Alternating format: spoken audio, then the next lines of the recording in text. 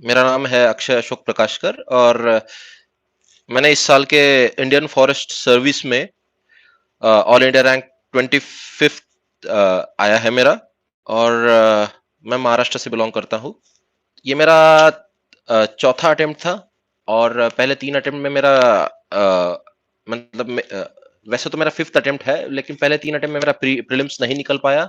और फिर चौथे अटेम्प्ट में जब मैंने दिया तब मेरा सिविल्स के लिए मेंस निकला, सिविल्स का प्रीलिम्स निकला। और 5th अटेम्प्ट जब दिया मैंने तब मेरा फॉरेस्ट का भी कट ऑफ क्लियर हुआ था। फिर मेरा अभी मैं आईएफएस में 25th रैंक आया है, क्योंकि फॉरेस्ट का कट ऑफ प्रीलिम्स में फॉरेस्ट का cut off generally 15 to 20 marks higher रहता है। ओके, तो पहला क्वेश्चन हो गया है आपका परिचय। आपकी यूपीएससी जर्नी के बारे में बताइए, दूसरा क्वेश्चन इनका था। तो यूपीएससी का जर्नी मेरा ऐसा रहा है कि मैंने पहले से यूपीएससी करना है ये नहीं सोचा था बेसिकली। जब मैंने मेरा जो बचपन से जो अट्रैक्शन था वो फॉरेस्ट के तरफ, नेचर की तरफ कुछ ज्यादा था। मेरे पिताजी फॉरेस्ट सर्विसेज में थे। फिर मेरा मतलब फॉरेस्ट सर्विसेज ही मुझे करना था पहले से ही। तो मैंने पहले मेरा ग्रेजुएशन मैंने कंप्लीट किया जूलॉजी में। 2016 में मैंने जूलॉजी में अपना ग्रेजुएशन कंप्लीट किया पुणे से फर्ग्यूसन कॉलेज से। और उसके बाद फिर मैंने फॉरेस्ट रिसर्च इंस्टीट्यूट में गया, मैं देहरादून। वहां पे एमएससी किया मैंने फॉरेस्ट्री में, एमएससी फॉरेस्ट्री किया एफआरआई से, देहरादून से। और उसके बाद फिर मैंने अपना 2018 में मैंने अपना यूपीएससी का पढ़ाई स्टार्ट किया। तो उससे पहले मैंने 2 अटेम्प्ट्स दिए थे, लेकिन that was like a waste of time. And वो मेरे अटेम्प्ट भी वेस्ट हो गए, क्योंकि मैंने पोस्ट ग्रेजुएशन करते करते अटेम्प्ट दिए 2, जो कि विदाउट प्रिपरेशन दिए थे। तो 2 मेरे प्रीलिम्स नहीं निकल पाया उसमें। मैं दिल्ली आया, उसके बाद मैंने थर्ड अटेम्प्ट दिया अपना, तो उसमें भी मेरा प्रीलिम्स नहीं निकल पाया। तो म, मेरी ये जो जर्नी रही है उसमें प्रीलिम्स का काफी इंपॉर्टेंस रहा है, काफी कुछ सिखाया है इसने। ये जो 3 लगातार फेलियर्स दिखे हैं, लगातार 3 साल के फेलियर्स दिखे हैं, उसमें काफी चीजें कुछ समझ में आई है कि इंसान कहाँ पे गलती करता है कुछ। और ये नेचुरल है कि कोई किसी को फर्स्ट इंस्टेंस में उनकी गलतियां समझ में आ जाती है। कोई फर्स्ट अटेम्प्ट में निकलता है, कोई सेकंड अटेम्प्ट में निकलता है, कोई थर्ड अटेम्प्ट में निकलता है।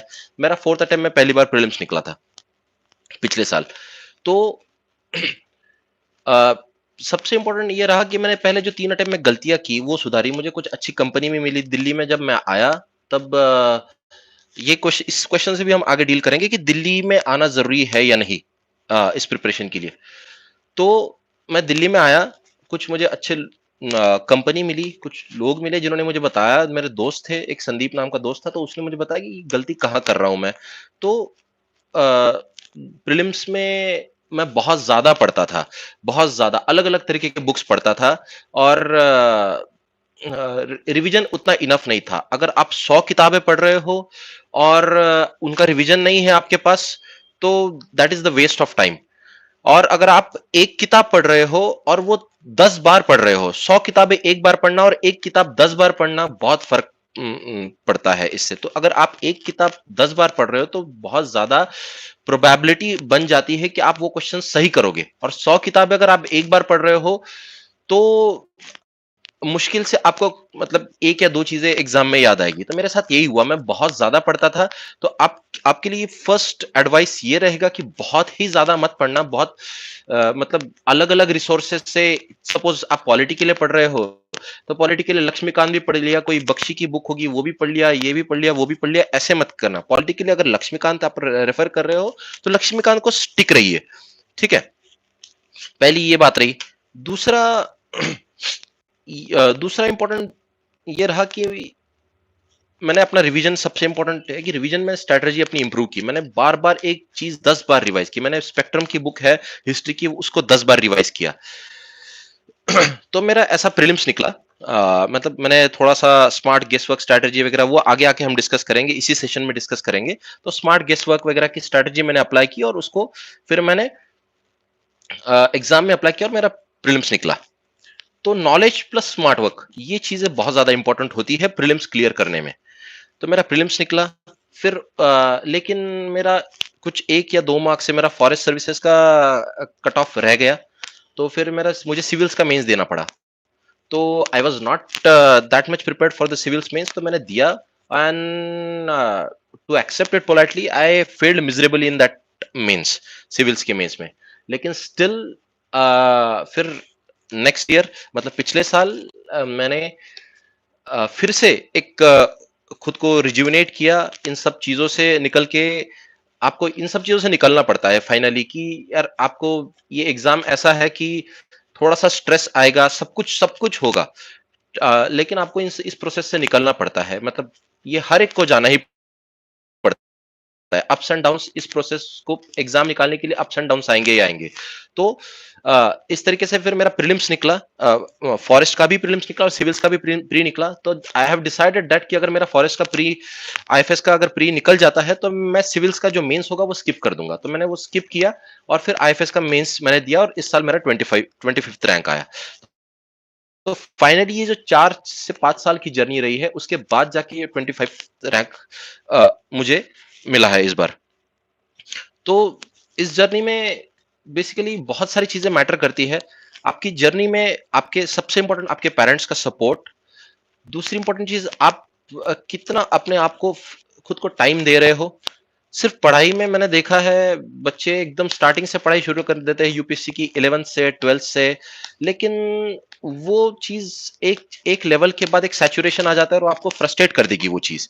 तो यूपीएससी का प्रिपरेशन जो है, unless and until you are prepared, आप उसको स्टार्ट मत करो। अगर आप 11th में हो, 12th में हो, ग्रेजुएशन के फर्स्ट ईयर में हो और आप यूपीएससी की प्रिपरेशन अगर स्टार्ट कर रहे हो, तो मुझे नहीं लगता ये कोई चीज हेल्प करेगी, क्योंकि फ्रस्ट्रेट हो जाओगे। अगर 10-10 घंटा 20-20 घंटा अगर यूपीएससी का ही पढ़ रहे हो पहले से, थोड़ी देर के लिए मोटिवेशन, एक टेम्पररी मोटिवेशन अगर मिल जाता है और टेम्पररी मोटिवेशन मिलने के बाद अगर आप प्रिपरेशन स्टार्ट कर रहे हो तो that is the waste of time. तो आप डिसाइड करो कि आपको क्या करना है। मेरा गोल डिसाइडेड था कि मुझे फॉरेस्ट सर्विसेज ही करना है और मैंने फॉरेस्ट सर्विसेज किया। मैंने सिविल्स की तरफ मुड़ा भी नहीं मैं। दूसरी इंपॉर्टेंट चीज, इनका दूसरा क्वेश्चन है कि आपने GS1 एंड GS2 सीसेट की एंड सीसेट की तैयारी कैसे की? प्रीलिम्स की स्ट्रेटजी, मैंने प्रीलिम्स की कैसे तैयारी की, क्योंकि मुझे लगता है अभी इस बार फिर से मैंने प्रीलिम्स दिया था 2022 का, तो वो भी मेरा फॉर्चुनेटली हो गया। मेरे अराउंड मैंने 2-4 क्लासेस के आंसर की से चेक किए थे तो 122 के अराउंड मार्क्स बन रहे थे मेरे। तो फिर वो भी हो गया, लेकिन मुझे मेंस देने की अभी मतलब जरूरत नहीं पड़ेगी उसकी। तो प्रीलिम्स की स्ट्रैटेजी मैं सबसे इंपॉर्टेंट यहां पे शेयर करना चाहूंगा कि सबसे बेसिक चीज जो है, आपके पास आपका मटेरियल जो है, आपका कंटेंट जो है रेडी होना चाहिए। ठीक है, जैसे कि हर कोई जो टॉप कर रहा है एग्जाम में या फिर जो एग्जाम क्लियर नहीं कर रहा है, वो दोनों लोग सेम रिसोर्सेस इस्तेमाल कर रहे हैं। बस स्ट्रैटेजी में डिफरेंस आता है, स्ट्रैटेजी और किस तरीके से टाइम दे रहे हो आप और कितना क्वालिटी टाइम दे रहे हो। ठीक है, तो prelims is all about smart work and mains is about a hard work. तो मैं सबसे पहले प्रीलिम्स से डील करूंगा। प्रीलिम्स के लिए आपको स्टैंडर्ड बुक्स इस्तेमाल करनी होगी, जैसे कि पॉलिटी के लिए लक्ष्मीकांत है। ठीक है, ज्योग्राफी के लिए 11th एंड 12th की एनसीईआरटी है, 10th की भी एनसीईआरटी आती है ज्योग्राफी के लिए वो, और देन हिस्ट्री के लिए स्पेक्ट्रम की बुक है। और एक लिंक क्वेश्चन है कि ओल्ड एनसीईआरटी पढ़नी चाहिए या नहीं। हाँ, तो जरूर इसके लिए ओल्ड एनसीईआरटी पढ़नी चाहिए, जैसे कि सतीश चंद्र की मिडिवल इंडिया की ओल्ड एनसीईआरटी आती है, वो पढ़नी जरूरी है। और एंशिएंट इंडिया की भी आर एस शर्मा की ओल्ड एनसीईआरटी, वो भी पढ़ना जरूरी है, क्योंकि नए एनसीईआरटीज में इतना एग्जॉस्टिवली कवर नहीं किया है, तो ओल्ड एनसीईआरटी बहुत अच्छे से कवर करती है ये मैटर। तो सबसे इंपॉर्टेंट बात यह है कि आपके पास आपके रिसोर्सेस रेडी होने चाहिए। कि सपोज आपको अगर एनसीईआर अगर मिडिवल इंडिया के लिए आर एस शर्मा की बुक पढ़नी है ना, तो आप प्रीलिम्स तक आर एस शर्मा की ही बुक पढ़ोगे, आप कोई दूसरी बुक नहीं उठाओगे प्रीलिम्स के लिए। तो आपके रिसोर्सेस आपके पास रेडी होने चाहिए, पहली बात ये। दूसरी बात यह है आप किस तरीके से पढ़ रहे हो। सबसे इंपॉर्टेंट, अगर आप अभी से अगर प्रीलिम्स नेक्स्ट ईयर के लिए स्टार्ट कर रहे हो या फिर नेक्स्ट टू नेक्स्ट ईयर के लिए स्टार्ट कर रहे हो, तो आपकी ये जो बुक्स है, बेसिक बुक्स है, उनको आप पहले रीड कीजिए। पहले रीड कीजिए, एक रीडिंग दीजिए, 2 रीडिंग दीजिए, पहले समझिए। क्योंकि एनसीईआरटी पढ़ना इसलिए जरूरी है कि एनसीईआरटी से एक फाउंडेशन बिल्टअप होता है। नेक्स्ट क्वेश्चन वही था कि एनसीईआरटी पढ़ना कितना जरूरी है। तो एनसीईआरटी पढ़ना इसलिए जरूरी है कि उससे एक स्ट्रांग फाउंडेशन बिल्टअप होता है। हम बहुत अलग अलग बैकग्राउंड से आते हैं, फ्रॉम कश्मीर टू कन्याकुमारी। हर कोई सीबीएसई या फिर आईसीएसई के पैटर्न से नहीं होता। तो मैं खुद स्टेट बोर्ड से पढ़ा हूं, तो मुझे एनसीईआरटी पढ़ने की जरूरत पड़ी। मैं ये कह रहा था कि मैं खुद स्टेट बोर्ड से बिलोंग करता हूं, तो मुझे एनसीईआरटी पढ़नी पड़ी। और एनसीईआरटी पढ़ने के बाद फिर मैंने उसको रिवाइज किया। मैंने प्रीलिम्स के लिए अगर बताऊं तो मैं प्रीलिम्स के लिए नोट्स नहीं बनाए, मैंने उसी एनसीईआरटीज में हाईलाइट किया। जो इंपॉर्टेंट इंपॉर्टेंट टॉपिक्स है उन्हें हाईलाइट किया। और फिर मैंने जब वो नेक्स्ट रिवीजन अगर मैं करूंगा तो मैं उस हाईलाइटेड पार्ट को ही पढ़ूंगा। और दूसरी इंपॉर्टेंट बात यह है कि आप कितने इंटरेस्ट से पढ़ रहे हो। अगर आप यूपीएससी के लिए पढ़ रहे हो तो फिर आपको चीजें याद नहीं रहेगी, आप उसमें उसको एंजॉय नहीं कर पाओगे। सबसे पहले अगर आप इनके साथ हिस्ट्री हिस्ट्री पढ़ रहे हो, मॉडर्न इंडिया पढ़ रहे हो, तो आप इंडिया का इंडिया की पास्ट जानने के लिए पढ़ रहे हो। आप जिस कंट्री में रह रहे हो उसका पास्ट जानने की कोशिश कर रहे हो, कैसे कैसे इवेंट्स होते गए कि ब्रिटिशर्स आए, फिर उसके बाद नेशनल मूवमेंट कैसे आया, नेशनल मूवमेंट कैसे बिल्टअप हुआ, फिर रिवॉल्ट ऑफ 1857, फिर एक्सट्रीमिस्ट मॉडरेट फेज, फिर एक्सट्रीमिस्ट फेज। ये टाइमलाइन की तरह जब तक आपको याद नहीं होगा, आपको वो स्टोरी की तरह आप याद नहीं रखोगे, तब आप उसको एग्जाम में उसको एक्स्ट्रापोलेट नहीं कर पाओगे। तो उसी टाइमलाइन की तरह आपकी वो स्टोरी इतनी बार रिवाइज करो आप, और इंटरेस्ट के साथ, तो वो स्टोरी आपके दिमाग में छप जानी चाहिए। ठीक है। तो एक अगर कोई आपको कभी भी पूछे कि यार एक हिस्ट्री की टाइमलाइन बना के दो, पॉलिटी में सपोज पॉलिटी में पूछता है कि पार्लियामेंट का वर्किंग कैसे है, तो आपको मुंह ज़बानी ये चीजें याद होनी चाहिए, क्योंकि आपको आपके दिमाग में ये पिक्चराइज हो जाना चाहिए। आपको रटना नहीं है, आपको पिक्चराइज करना है चीजें। तो मैंने वही चीजें की कि मैंने इन सब चीजों को इन पिक्चर फॉर्मेट में अपने दिमाग में याद करी। और आप ये होगा, जब आप एक चीज बार बार रिवाइज करोगे तो आपके दिमाग में वो चीज, हर छोटा छोटा फैक्ट छप जाएगा आपके दिमाग में। तो स्पेक्ट्रम की जब बुक मैंने पढ़ी हिस्ट्री की, तो उसको कई बार रिवीजन किया, और उस रिवीजन से ही फिर पहले रिवीजन में मुझे एक ब्रीफ हल्की सी टाइमलाइन याद रही कि क्या हुआ था इंडियन हिस्ट्री में। फिर नेक्स्ट रीडिंग जब किया मैंने, तब मैंने थोड़ा सा हाईलाइट किया कि हाँ ये इंपॉर्टेंट मुझे लग रहा है, ये डेट्स इंपॉर्टेंट है, ये इवेंट्स इंपॉर्टेंट है। यूपीएससी इवेंट्स पे ज्यादा क्वेश्चंस आते हैं।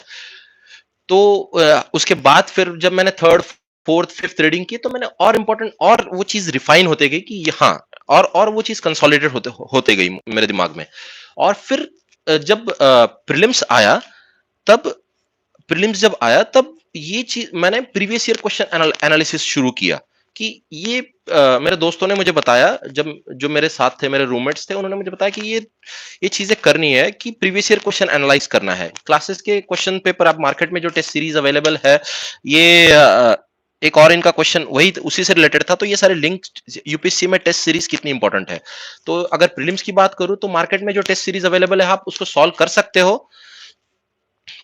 सकते हो, लेकिन आ, आ, बात यह है कि उसको सॉल्व उसी चीज के लिए करना है, आपके कंटेंट बिल्डअप के लिए करना है आपको सॉल्व। उसको बहुत ज्यादा भी सीरियसली नहीं लेना है जो मार्केट में टेस्ट सीरीज अवेलेबल है, और बहुत ज्यादा लाइटली भी नहीं लेना है। ठीक है, 2-4 पेपर आप अगर सॉल्व कर रहे हो तो वो ठीक है। उसके बाद देखो, एक एक बात है कि जो क्लासेस में जो टेस्ट सीरीज बनती है, वो एक दिन में एक पेपर बनता है, एक दिन में उनको एक पेपर बनाना होता है। और यूपीएससी को पूरे एक साल भर में एक पेपर बनाना होता है, तो क्वालिटी बहुत डिफर करती है। तो इसी वजह से आपको यूपीएससी का प्रीवियस ईयर एनालिसिस बहुत ज्यादा इंपॉर्टेंट है। तो मैं जब जैसे प्रीलिम्स आती थी, तो मैं 2 महीने पहले ही ये सारे टेस्ट सीरीज जो क्लासेस के लगते थे, टेस्ट सीरीज वो बंद कर देता था, और सिर्फ प्रीवियस ईयर क्वेश्चन का एनालिसिस करता था। मैं प्रीवियस ईयर क्वेश्चन का एनालिसिस इस तरीके से करता था कि कहां कहां से, किस एरिया से क्वेश्चन बन रहे हैं। ठीक है, किस एरिया से क्वेश्चन बन रहे हैं, और उन एरियाज पे ज्यादा फोकस करता था रिवीजन के दौरान। उसके बाद एक स्मार्ट गेस वर्क की स्ट्रेटेजी, अगर आपको फॉरेस्ट का कट ऑफ क्लियर करना है, those are aspiring for the forest, अगर आपको फॉरेस्ट का कट ऑफ क्लियर करना है, तो आपको स्मार्ट गेस वर्क की स्ट्रेटेजी पर कई हद तक आपको निर्भर रहना पड़ता है। आपने सेल्फ स्टडी की या कोचिंग ली? मैंने सेल्फ स्टडी की थी। मैंने कोई कोचिंग ज्वाइन नहीं की इसके लिए। आप कोचिंग ज्वाइन कर सकते हो। यहाँ पे एक क्वेश्चन है, हम साइमल्टेनियसली सारे क्वेश्चन डील करते जाएंगे। यूपीएससी में कोचिंग कितनी इंपॉर्टेंट है? देखो ये लिंक क्वेश्चन है। देखो यूपीएससी में कोचिंग इंपॉर्टेंट है, लेकिन कुछ ही हद तक इंपॉर्टेंट है, उसके बाद आपको सेल्फ स्टडी करनी पड़ती है।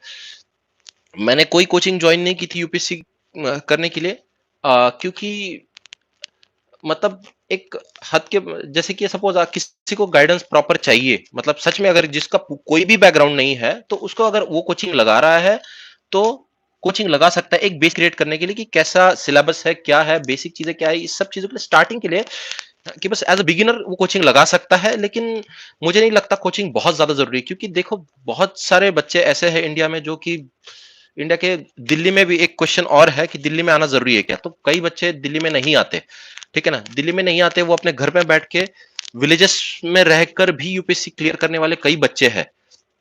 कोरोना में कई बच्चे घर चले गए और वो उन्होंने घर पे बैठ के प्रिपरेशन किया और दे क्लियर द एग्जामिनेशन। तो ऐसे कई बच्चे हैं, तो जरूरी नहीं है कि आप कोई कोचिंग ज्वाइन करो, क्योंकि सारे रिसोर्सेस आपके हाथों में, आपके मोबाइल पर अवेलेबल है।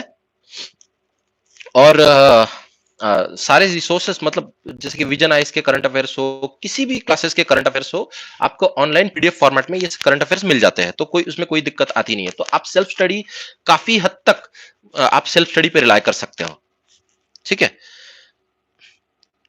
तो इससे पहले मैंने जीएस जीएस वन का, हाँ, तो जीएस वन का जनरल स्टडीज का स्ट्रैटेजी प्रीलिम्स के लिए कैसे करना है वो डिस्कस किया, कि सबसे पहले तो स्टैंडर्ड बुक्स आपकी रेडी होनी चाहिए, और इसी को आपको मतलब पढ़ना है। आपको बहुत ज्यादा अलग अलग सोर्सेस से नहीं पढ़ना है, कि अगर मैं प्रीलिम्स के लिए अगर स्पेक्ट्रम पढ़ रहा हूं तो बिपिन चंद्रा की भी बुक पढ़ लूंगा, ये भी पढ़ लूंगा, तो ये बहुत कंफ्यूजन क्रिएट करेगा। Stick to the sources, no matter कोई कुछ भी कहे कि यार स्पेक्ट्रम बिपिन चंद्रा से क्वेश्चन बनते हैं, स्पेक्ट्रम से तो बन ही नहीं रहे, ये कोई कुछ भी कहे, आपको अपने रिसोर्सेस पे स्टिक रहना है। और देखो यूपीएससी किसी एक बुक से क्वेश्चन नहीं बनाती, ये चीज याद रखिए, यूपीएससी किसी भी एक क्वेश्चन बुक से क्वेश्चन नहीं बनाती। आजकल ये भी हो रहा है कि यूपीएससी के पास, उनको पता होता है कि क्या मार्केट में क्या चीजें चल रही है, तो करंट अफेयर्स भी किसी एक सोर्सेस से नहीं आते, उनके उनके अपने तरीके होते हैं जो कि किसी को नहीं पता कि कहां से क्वेश्चन बनाते, कैसे क्वेश्चन बनाते हैं। तो इसीलिए किसी एक सोर्सेस, मतलब किसी का सुनना कि हाँ भाई यहां से मत पढ़, वहां से क्वेश्चन बन रहे, वहां से मत पढ़, यहां से क्वेश्चन बन रहे, तो इस पर निर्भर मत कीजिए। आपका अपना सोर्सेस रखिए कोई भी एक चीज, और उसको फॉलो कीजिए, उसको रिवाइज कीजिए। सेकंड इंपॉर्टेंट चीज रिवीजन। थर्ड इंपॉर्टेंट चीज जो है previous year question paper analysis, analyse करो कि कहां से क्वेश्चन बन रहे हैं, और उसके बाद जो आपका मतलब ये है smart guess work strategy, previous year question analysis के बेसिस पे स्मार्ट गेस वर्क स्ट्रैटेजी आप अप्लाई कीजिए। स्मार्ट गेस वर्क के बहुत सारे यूट्यूब पे वीडियोस अवेलेबल है। अब दो तीन एग्जांपल देता हूं कि स्मार्ट गेस वर्क कैसे करें। स्मार्ट गेस वर्क का मतलब ये नहीं है कि आपको तुक्का लगाना है वहां पे। मेरे जो कई दोस्त थे उन्होंने मुझे सिखाया कि ये स्मार्ट गेस वर्क कैसे करें, और स्मार्ट गेस वर्क के लिए भी ये नहीं कि आप तुक्का लगा रहे हो या हवा में आप तीर छोड़ रहे हो। तो स्मार्ट गेस वर्क करने के लिए, एक लॉजिकली आंसर कंक्लूड करने के लिए आपको थोड़ा, आपका चीजें पढ़ा हुआ बहुत होनी चाहिए, ठीक है। तो आप 50% तक आंसर आपका ये कर सकते हो, दो ऑप्शन इलिमिनेट कर सकते हो। इलिमिनेशन स्ट्रैटेजी भी आप सीख लीजिए कि इलिमिनेशन कैसे करना है, यूट्यूब पे बहुत सारे वीडियोस अवेलेबल है। तो जैसे कि फॉर एग्जाम्पल इस बार क्वेश्चन आया था प्रीलिम्स में, पिछली बार की प्रीलिम्स में क्वेश्चन आया था, तो उसमें एक सर्कुलर टेम्पल्स, कुछ 64 योगिनी टेम्पल पे कुछ क्वेश्चन था। 64 योगिनी टेम्पल पे शायद पिछली बार क्वेश्चन था। तो उसमें उस क्वेश्चन में पूछा गया था कि एक उसमें एक ऑप्शन था कि देर इज नो सर्कुलर, एक ऑप्शन था कि पार्लियामेंट का बिल्डिंग उसी पे बना है, पार्लियामेंट का जो बिल्डिंग है सर्कुलर बिल्डिंग, वो उसी टेम्पल पे बेस्ड है। और ऐसा ही उसमें कुछ ऑप्शन एक था कि there is no circular temple in India. तो ये बहुत एक्सट्रीम सा स्टेटमेंट लगता है कि यार किसी, अगर सपोज कल को जाके अगर किसी विलेज में, किसी गांव में अगर किसी सर्कुलर टेम्पल मिल जाए तो क्या करेंगे, और ये कैसे पॉसिबल हो सकता है कि there is no circular temple in India. तो ये बहुत एक्सट्रीम सा स्टेटमेंट लगता है, और there is no circular temple in India, तो वो ऑप्शन वहीं पे गलत हो जाता है और आपका आंसर वहां पे निकल आता है। दूसरा दूसरा एक क्वेश्चन था पिछले साल, न्यूयॉर्क डिक्लेरेशन ऑन फॉरेस्ट। तो न्यूयॉर्क डिक्लेरेशन ऑन फॉरेस्ट पे दो चार पीछे नीचे उसमें ऑप्शंस दिए गए थे। तो उसमें एक ऑप्शन था कि इंडिया एक तो ये लीगली बाइंडिंग डिक्लेरेशन है, और दूसरा ऑप्शन था कि India is the signatory since of this declaration since its inception, ऐसा था। तो कोई भी इन्वायरमेंट या फिर बायोडाइवर्सिटी से रिलेटेड अगर चीजें होती है तो हमें पता होती है, जनरली वो चीजें न्यूज में होती है। तो न्यूयॉर्क डिक्लेरेशन फॉरेस्ट अगर इतना ही फेमस होता और इंडिया उसका सिग्नेटरी होता सिंस इट्स इंसेप्शन, तो हमें जरूर पता होता ऐसे डिक्लेरेशन के बारे में, और ऐसा डिक्लेरेशन हमेशा हाईलाइट में रहता था अगर होता, अगर इंडिया सिंस इट्स इंसेप्शन अगर उसमें रहता तो अगर ऐसा लॉजिक अप्लाई करे, अगर ये मुझे न्यूयॉर्क डिक्लेरेशन ऑफ फॉरेस्ट के बारे में कुछ नहीं पता था, लेकिन अगर ऐसा लॉजिक में अगर अप्लाई करूं कि यार अगर ऐसा होता, इंडिया का पहले से सिग्नेटरी होता तो मुझे जरूर पता होता, तो मैंने ऑप्शन वहां पे एलिमिनेट किया और मेरा आंसर करेक्ट आया था। तो इसी तरीके से आप स्मार्ट गेसवर्क और एलिमिनेशन स्ट्रेटजी अप्लाई कर सकते हो, और वो तभी आएगा जब आप प्रीवियस ईयर क्वेश्चन एनालाइज करोगे। तो प्रीलिम से पहले 3 दिन दो से 3 महीने पहले आप वो स्मार्ट गेसवर्क स्ट्रेटजी, एलिमिनेशन स्ट्रेटजी आप अप्लाई कीजिए, ये चीज है। और तभी आप मतलब जो कट ऑफ है वो क्लियर कर पाओगे। फॉरेस्ट अगर जिनको अगर फॉरेस्ट सर्विसेज करना है तो इसके लिए 15 से 20 मार्क का मार्जिन काफी रहता है, तो वो क्लियर कर पाओगे। ठीक है, सी सेट का स्ट्रेटेजी, अब सी सेट का स्ट्रेटेजी हम ये करते हैं, डिस्कस करते हैं। तो सी सेट मैंने मेरा अगर सच में अगर एक्सेप्ट करूं तो सी सेट मेरा पोर्शन काफी वीक था। तो मेरा हर बार जब भी प्रीलिम्स निकला है सी सेट काफी मार्जिन पे निकला है। तो मुझे लगता है कि जिनका थोड़ा सा मैथ्स पोर्शन कमजोर है, थोड़ा सा मैथ्स पोर्शन वीक है, तो उनको सी सेट के लिए वो चीज करनी चाहिए, मतलब अपनी खुद की स्ट्रैटेजी डिसाइड कीजिए। मैंने मेरा मैथ्स पोर्शन थोड़ा सा वीक था, तो मैंने ये देखा अगर मेरा मैथ्स पोर्शन अगर वीक है और एग्जाम नजदीक आ रहा है, तो मैं उन चीजों पे फोकस करता हूं जो कि जहां पे मैं स्ट्रांग हूं। तो सबसे पहले मैं कॉम्प्रहेंशन में स्ट्रांग था कि मेरा पैसेज जो है, जो पैसेज दिया गया है, पैसेज एक भी पैसेज मेरा गलत नहीं जाना चाहिए।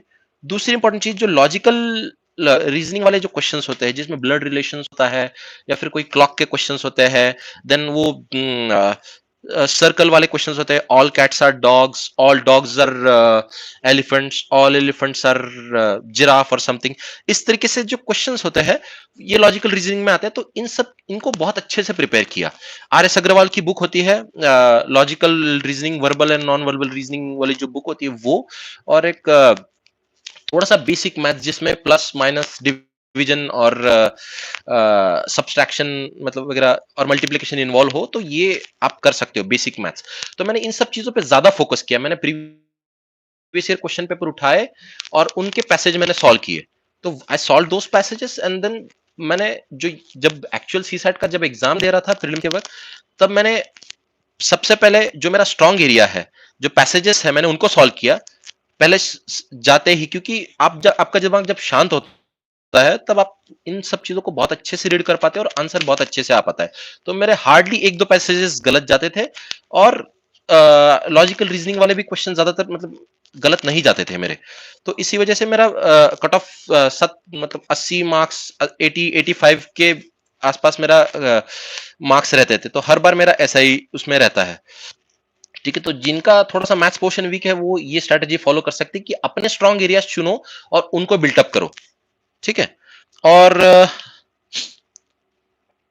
नेक्स्ट क्वेश्चन है, आपने मेंस की तैयारी कैसे की? मेंस के ऐसे की तैयारी कैसे की? मेंस के ऑप्शनल की तैयारी कैसे की? ठीक है, अभी आते हैं मेंस पे। मेंस में ऐसे की तैयारी करने के लिए जो है आपको ऐसे के लिए बहुत ज्यादा अलग से प्रिपरेशन नहीं करना होता, क्योंकि ऐसे में जनरली आजकल यूपीएससी बहुत अलग लेवल के क्वेश्चन पूछ रही है, कि ऐसे में अलग लेवल के टॉपिक्स यूपीएससी पूछती है। तो ऐसे में सबसे बेसिक चीजें जो है कि आपके कुछ टॉपिक्स पे, जैसे कि वुमेन एम्पावरमेंट है, एजुकेशन है, एग्रीकल्चर है, ठीक है, इंडस्ट्री है, और इन सब चीजों पे साइंस एंड टेक्नोलॉजी है, था पेरिल्स ऑफ इको डिग्रेडेशन। तो मैंने वो मतलब मैंने वो ऐसे चुना था और जिसमें मैंने स्टार्ट किया था, मतलब एनेक्डोट या फिर किसी स्टोरी से या फिर किसी न्यूज़पेपर की हेडलाइन से आप किसी चीज़ से स्टार्ट कर सकते हो। तो सब एक वेल फॉर्म्ड ऐसे होता है जिसमें एक अच्छा इंट्रोडक्शन होता है, अच्छी बॉडी होती है और अच्छा कंक्लूजन होता है, और उसमें आपके थॉट्स, आपके इमोशंस उसमें एक्सप्रेस हो रहे हो। ठीक है, जरूरी नहीं कि आपको जीएस जैसा बिल्कुल नहीं लिखना है ऐसे। तो मैंने वो ऐसे एक मूवी से स्टार्ट किया था। एक अवतार नाम की मूवी आई थी जिसमें कोई पेंडोरा प्लैनेट रहता है, जिसमें अर्थ के रिसोर्सेस वगैरह खत्म हो जाने के बाद किसी और प्लैनेट पे जाके इंसान रिसोर्सेज ढूंढता है, और अ, वहां पे भी उनका उन ट्राइबल्स के साथ झगड़ा हो जाता है। तो उस सॉर्ट ऑफ मैंने ये स्टार्टिंग की कि हाँ, अगर इको डिग्रेडेशन या फिर अर्थ के रिसोर्सेज आप खत्म कर रहे हो, अर्थ को पूरा डिग्रेड कर रहे हो, तो ये कॉन्सिक्वेंसेस हो सकते हैं। इस तरीके से स्टार्टिंग की थी। तो आपको, और फिर उसके बाद फिर मैंने एक ऐसे को एक फ्लो चाहिए। उसके बाद फिर आप मेन पॉइंट पे आओ कि क्या कहना चाहता है ऐसे। ठीक है, आपका जितना भी नॉलेज है उस चीज के बारे में, आप उसको पूरा उसमें उतारना है ऐसे में। आप बहुत पढ़ते हो प्रीलिम्स के लिए पढ़ते हो, मेंस के लिए पढ़ते हो, तो उन सब चीजों को उस ऐसे में आपको डालना है। ठीक है, लेकिन लेकिन एक फ्लो की तरफ, आपका एक फ्लो बनना चाहिए ऐसे में। जब आपका कोई ऐसे अगर रीड कर रहा है तो उसको इंटरेस्ट आना चाहिए कि आप किस तरीके से ऐसे लिखा है। हाँ भाई, इसने एक अच्छे से स्टोरी की तरह उस ऐसे को लिखा है, और उसको उसमें ज्यादा फैक्ट्स भी नहीं दिखने चाहिए। कुछ लोग सोचते हैं कि यार मैं बहुत ज्यादा रिपोर्ट्स अगर उसमें कोट कर दूंगा, कुछ बहुत ज्यादा कोटेशंस उसमें कोट उस अगर उसमें डाल दूंगा तो मुझे अच्छे मार्क्स मिलेंगे। ऐसा नहीं है। मैंने एक एक कोट्स तो मैंने कुछ भी नहीं डाले थे ऐसे में। तो एक नेचुरल चीज दिखने चाहिए आपके ऐसे में, तो मैं इतना कहूंगा। और उसके बाद एक कंक्लूजन, कंक्लूजन आप किसी भी चीज से कर सकते हो। कंक्लूजन आपका इंट्रोडक्शन से मैच होना चाहिए। सबसे इंपॉर्टेंट बात यह है कि इंट्रोडक्शन से थोड़ा सा मतलब मैच कर रहा है या नहीं कंक्लूजन। तो मैंने उसी फिर से वही स्टोरी से, अवतार स्टोरी से रिलेट करके कंक्लूजन कर दिया था कि we do not have to find another planet B, और we do not have planet B. तो इस तरीके से मैंने कंक्लूजन किया था। तो एक आपका फ्लो, आपका एक ऐसे जो है एक स्टोरी की तरह लगना चाहिए पढ़ने वाले को। ग्रामेटिकल मिस्टेक्स कम कीजिए ऐसे में। ठीक है, और ऑप्शनल की तैयारी कैसे की? ऑप्शन मेरा जोलॉजी था, लेकिन कुछ कॉमन चीजें बताना चाहूंगा कुछ ऑप्शनल्स के बारे में।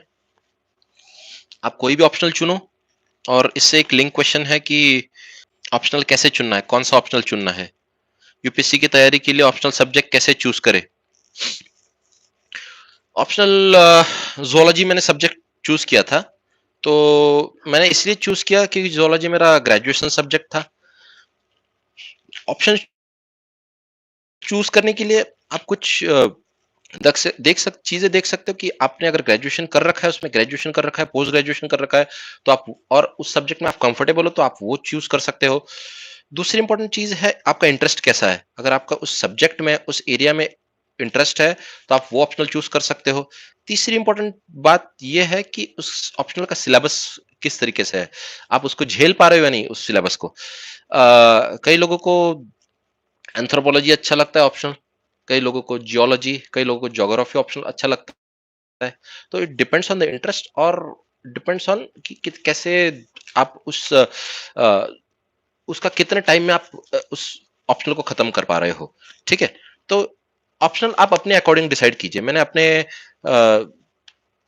अपने ग्रेजुएशन एंड पोस्ट ग्रेजुएशन और फॉरेस्ट सर्विसेज में मेरा जोलॉजी प्लस फॉरेस्ट्री, दूसरा फॉरेस्ट्री का ऑप्शनल था जिसमें मेरा पोस्ट ग्रेजुएशन था। तो मैंने ये दो अपने डोमेन के सब्जेक्ट्स मैंने चूज किए थे। तो आप ऑप्शनल कोई भी चूज कर सकते हो। ऑप्शनल की तैयारी कैसे की? ऑप्शनल की तैयारी, सबसे इंपॉर्टेंट बात यह है कि यूपीएससी में आपका ऑप्शनल प्रीलिम से पहले आपके ऑप्शनल रेडी होने चाहिए। How to keep yourself motivated. Okay okay, ये इस चीज को भी डील करूंगा कि मोटिवेशन कैसे रखना है हमेशा। क्योंकि मोटिवेशन जो है हमेशा यूपीएससी की ऐसी प्रिपरेशन में शॉर्ट टाइम मोटिवेशन ज्यादा रहता है और लॉन्ग टर्म मोटिवेशन कम रहता है।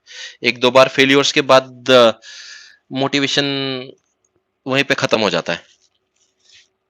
ठीक है, तो ऑप्शनल जो है, हाँ हम ऑप्शनल की बात कर रहे थे। तो प्रीलिम्स से पहले आपके ऑप्शनल सब्जेक्ट्स रेडी होने चाहिए। आपका सिलेबस यूपीएससी की वेबसाइट पे अवेलेबल है, उस सिलेबस को डाउनलोड कीजिए, उसके रेफरेंस बुक्स यूज कीजिए। उसके रेफरेंस बुक्स को पहले पढ़िए और उसके रेफरेंस बुक्स के बेसिस पे आपके आप नोट्स बनाइए। ये चीज है ऑप्शनल के लिए। आप और सबसे इंपॉर्टेंट चीज है, अगर प्रीलिम्स से पहले अगर आपका ऑप्शनल रेडी नहीं होगा तो it will be very difficult at the time of mains कि आप ऑप्शनल को किसी ऑप्शनल को टैकल कर पाओगे। ये चीज है, तो आपके खुद के नोट्स रेडी होने चाहिए जो कि आप प्रीलिम्स के बाद सिर्फ रिवीजन एंड आंसर राइटिंग जिसका आप कर सकते हो, और उसके उसके बाद प्रीलिम्स के बाद आपको उसके रेफरेंस बुक में देखने की जरूरत ना पड़े। और मेरा ऑप्शनल जैसे कि जोलॉजी था, तो अगर कोई यहाँ पे जोलॉजी एंड फॉरेस्ट्री वाला है तो मैं अपनी बुक लिस्ट में यहाँ पे शेयर कर देता हूँ अभी, कि मैंने फॉरेस्ट्री के लिए जो है, जो फॉरेस्ट सर्विसेज के लिए प्रिपेयर कर रहे हैं, तो मैंने फॉरेस्ट्री के लिए राम प्रकाश की बुक यूज की थी। राम प्रकाश की जो फॉरेस्ट मैनेजमेंट की बुक है उसे यूज किया था। Principle and practices of silviculture L S Khanna की जो बुक है उसे यूज किया था। L S Khanna and Chaturvedi की बुक, और Tribhuvan forest utilisation by Tribhuvan Mehta, और कुछ वेबसाइट्स है जैसे फॉरेस्ट्री नोट्स है उस पे और कुछ यूट्यूब वीडियोस है अवेलेबल, तो वो मैंने रेफर किए थे। और मेरे पास अपने खुद के नोट्स भी अवेलेबल थे क्योंकि मैंने अपना पोस्ट ग्रेजुएशन उसमें फॉरेस्ट्री में किया था। जोलॉजी की अगर बात करूं तो रेफरेंस बुक्स है कोतपाल, आर एल कोतपाल की vertebrates and invertebrates zoology, biochemistry you Satyanarayan, PD Sharma आपकी इन्वायरमेंट एंड इकोलॉजी के लिए है, पीएस वर्मा आपकी जेनेटिक्स इवोल्यूशन सेल बायोलॉजी इन सब सब्जेक्ट्स के लिए है, पीएस वर्मा। और बाकी जो किताबें हैं, बाकी जो टॉपिक्स है जैसे कि एनिमल बिहेवियर है, एनिमल फिजियोलॉजी है, आप इंटरनेट से उसको आईएस जोलॉजी करके है, और नोट्स ऑन जोलॉजी या स्टडी एंड स्कोर करके है, तो उससे आप ये सारी चीजें पढ़ सकते हो। तो ऑनलाइन एंड ऑफलाइन दोनों स्टडी मैंने उस तरीके से मिक्स स्टडी किया था। ठीक है, तो ऑप्शनल आपका, ऑप्शनल में सबसे इंपॉर्टेंट ये बात है कि कुछ लोगों का ये क्वेश्चंस रहते हैं कि ऑप्शनल में टेस्ट सीरीज लगानी चाहिए या नहीं लगानी चाहिए। मैं ये बताता हूं कि ऑप्शनल में मैंने कोई टेस्ट सीरीज नहीं लगाई थी। मैंने ऑप्शनल के लिए कोई टेस्ट सीरीज एज सच नहीं लगाई थी। मैंने अपने ऑप्शनल को इस तरीके से डील किया कि मैंने अपने ऑप्शनल के लिए एक बड़ी सी नोटबुक बनाई 500 पेजेस की, सिलेबस को मैंने डिवाइड किया, उस नोटबुक को मैंने सिलेबस के अकॉर्डिंग डिवाइड किया, उसको पार्टीशन किया उसका। और सपोज जोलॉजी की बुक है तो जोलॉजी का 1 और जोलॉजी 2, और फिर इस तरीके से मैंने उसको डिवाइड किया, और फिर पेपर 1 पेपर 2, और उसके बाद मैंने पिछले 10 साल के जो क्वेश्चंस थे उसके पिछले 10 साल के क्वेश्चंस मैंने उसमें लिखे। और जब अगर आज मैं कोई चीज पढ़ रहा हूँ, सपोज मैंने आज कोई कॉर्डेट्स का सपोज टॉपिक पढ़ रहा हूँ, कॉर्डेट्स का कोई टॉपिक पढ़ रहा हूँ, या फिर नॉन कॉर्डेट्स का कोई टॉपिक पढ़ रहा हूँ, सपोज इकानोडर्माटा के लार्वा अगर मैं पढ़ रहा हूँ तो मैं नेक्स्ट डे उसको लिखूंगा। वैसे आप सिमिलरली आपके सब्जेक्ट के साथ कोई कर सकते हो कि अगर कोई आप अगर कोई टॉपिक पढ़ रहे हो, सपोज इनके पीएसआर का आपका कोई ऑप्शनल है, तो उसमें अगर आप कोई टॉपिक पढ़ रहे हो तो नेक्स्ट डे आप उसके आंसर लिखो। तो इसी तरीके से आप प्रीवियस ईयर क्वेश्चन लिखो पहले, तो उससे आपको ज्यादा क्लैरिटी आती है। और उसके बाद जाके अगर आप सेटिस्फाइड नहीं हो उससे, तो फिर आप क्लासेस के टेस्ट सीरीज ज्वाइन कर सकते हो। उसके बाद आप क्लासेस के टेस्ट सीरीज ज्वाइन करो, उससे पहले आप आंसर्स लिख के देखो पढ़ाई करते करते। ये चीज है, तो आपका पढ़ाई करते करते साथ साथ में रिवीजन भी और आंसर राइटिंग भी होते रहेगा। ठीक है, इस तरीके से ऑप्शनल की मैंने तैयारी की। और इंटरव्यू और पर्सनालिटी टेस्ट की तैयारी कैसे करें? देखिए, इंटरव्यू यूपीएससी में सिविल सर्विसेज का जो इंटरव्यू है, सिविल सर्विसेज का जो इंटरव्यू है वो 275 मार्क्स का होता है, और फॉरेस्ट सर्विसेज का इंटरव्यू होता है 300 मार्क्स का होता है इंटरव्यू। तो पैनल सेम होते हैं, पैनल मेंबर्स भी सेम होते हैं, और वहीं पे एक ही जगह पे इंटरव्यू वहीं पे होता है, यूपीएससी हाउस में उसका इंटरव्यू होता है। और यूपीएससी जो मतलब उसका जो इंटरव्यू है, तो उसके लिए आपका जो डैफ है, डिटेल एनालिसिस फॉर्म जो आप भरते हो इंटरव्यू के वक्त, जो भरते हो इंटरव्यू से पहले, आपको उसको रेडी करना है सबसे पहले। आपके आपकी लोकेलिटी कौन सी है, आपका आपके नाम का मतलब, ये सारी बेसिक चीजें, आपका जो डैफ है आपको पूरा प्रिपेयर करना है। आपके लोकेलिटी में कौन सी स्पेशलिटीज है, आपके स्टेट स्टेट में कौन सी स्पेशलिटीज है, क्या क्या करंट इवेंट्स आपके स्टेट्स में हो रहे हैं, आपके स्टेट का फॉरेस्ट एरिया, आपके स्टेट्स में के कोई इंडस्ट्रियल पॉलिसी है, या स्टेट का ट्रेड, स्टेट की इकोनॉमी आपकी कैसी है, और आपकी डिस्ट्रिक्ट जिस जहाँ से आप बिलोंग करते हो, जैसे कि मैं जिस डिस्ट्रिक्ट से बिलोंग करता हूँ वहां पे 75% ट्राइबल पॉपुलेशन है, तो ये उस चीज की स्पेशलिटी है, उस डिस्ट्रिक्ट की ट्राइबल डिस्ट्रिक्ट है, तो आपकी डिस्ट्रिक्ट की क्या स्पेशलिटीज है, ये चीज सब आपका जो डैफ में एक एक वर्ड जो लिखा है इंटरव्यू में, वो आप चीज प्रिपेयर करो इंटरव्यू के लिए, ठीक है। दूसरी बात है ये है कि करंट अफेयर्स के टच में रहो, थोड़ा सा डेली न्यूज़पेपर पढ़ो इंटरव्यू के लिए, और इस इन सब चीजों के अलावा सबसे इंपॉर्टेंट जो चीज मायने रखती है इंटरव्यू के वक्त है वो आपका कॉन्फिडेंस लेवल। आप जब यूपीएससी हाउस में, धौलपुर हाउस में जब जाते हो, तब आपका कॉन्फिडेंस लेवल कितना है, आप कितने ट्रुथफुल हो पैनल के लिए। कई लोग जो है मुझसे कई गुना ज्यादा अच्छी इंग्लिश बोलते हैं, आर्टिकुलेटिव भी है, और बहुत मतलब अच्छे से वर्ड्स को घुमा फिरा के इन सब चीज तरीके से बोल सकते हैं, और इंग्लिश भी ऐसे लगेगा कि they are very intelligent people. तो आपको लगेगा कि कोई अगर सामने वाला बहुत अच्छे से इंग्लिश बोल पा रहा है तो बहुत उसको अच्छी नॉलेज होगी, ये होगा। लेकिन यूपीएससी के जो पैनल मेंबर्स होते हैं, चेयरमैन जो होता है, वो बहुत स्मार्ट होते हैं, वो इन सब चीजों को पकड़ लेते हैं। You can not bluff them. तो आप ब्लफ नहीं कर सकते। आप अगर कॉन्फिडेंट हो तो आप आंसर कीजिए किसी क्वेश्चन को, अगर आप नहीं कॉन्फिडेंट तो आप उस चीज को छोड़ दीजिए वहीं पे, ठीक है। ये चीज है। और आप पोलाइटली एक्सेप्ट कीजिए, अगर आपको कोई किसी चीज का आंसर नहीं आ रहा है तो आप वहां पे पोलाइटली एक्सेप्ट कीजिए कि हाँ मुझे नहीं आ रहा madam, sorry sir, sorry madam, I don't know about this. तो आप पोलाइटली एक्सेप्ट कर रहे हो, इसका मतलब आप उनके सामने नहीं, आप खुद को एक्सेप्ट कर रहे हो कि हाँ ठीक है मुझे नहीं आ रहा, I will read about it. तो आप जो एक्सेप्टेंस है, खुद की एक्सेप्टेंस है, आप उनको दिखा रहे हो, तो वो कॉन्फिडेंस, ये चीज भी आपका एक कॉन्फिडेंस दिखाता है कि आप कॉन्फिडेंट हो खुद पर कि ठीक है नहीं आ रहा। और जो आ रहा है वहां पे आपको फंबल नहीं करना है, आपको वहां पे मोटिवेटेड ही रहना है। आपका टेम्पो जिस लेवल का है फर्स्ट क्वेश्चन से लेकर लास्ट क्वेश्चन तक, आपको वो मेंटेन रखना है, ठीक है। इस तरीके से आप इंटरव्यू की प्रिपरेशन कीजिए और इंटरव्यू हो जाता है। आप मेंस पे अच्छा स्कोर कीजिए, इंटरव्यू में भी हो जाता है। और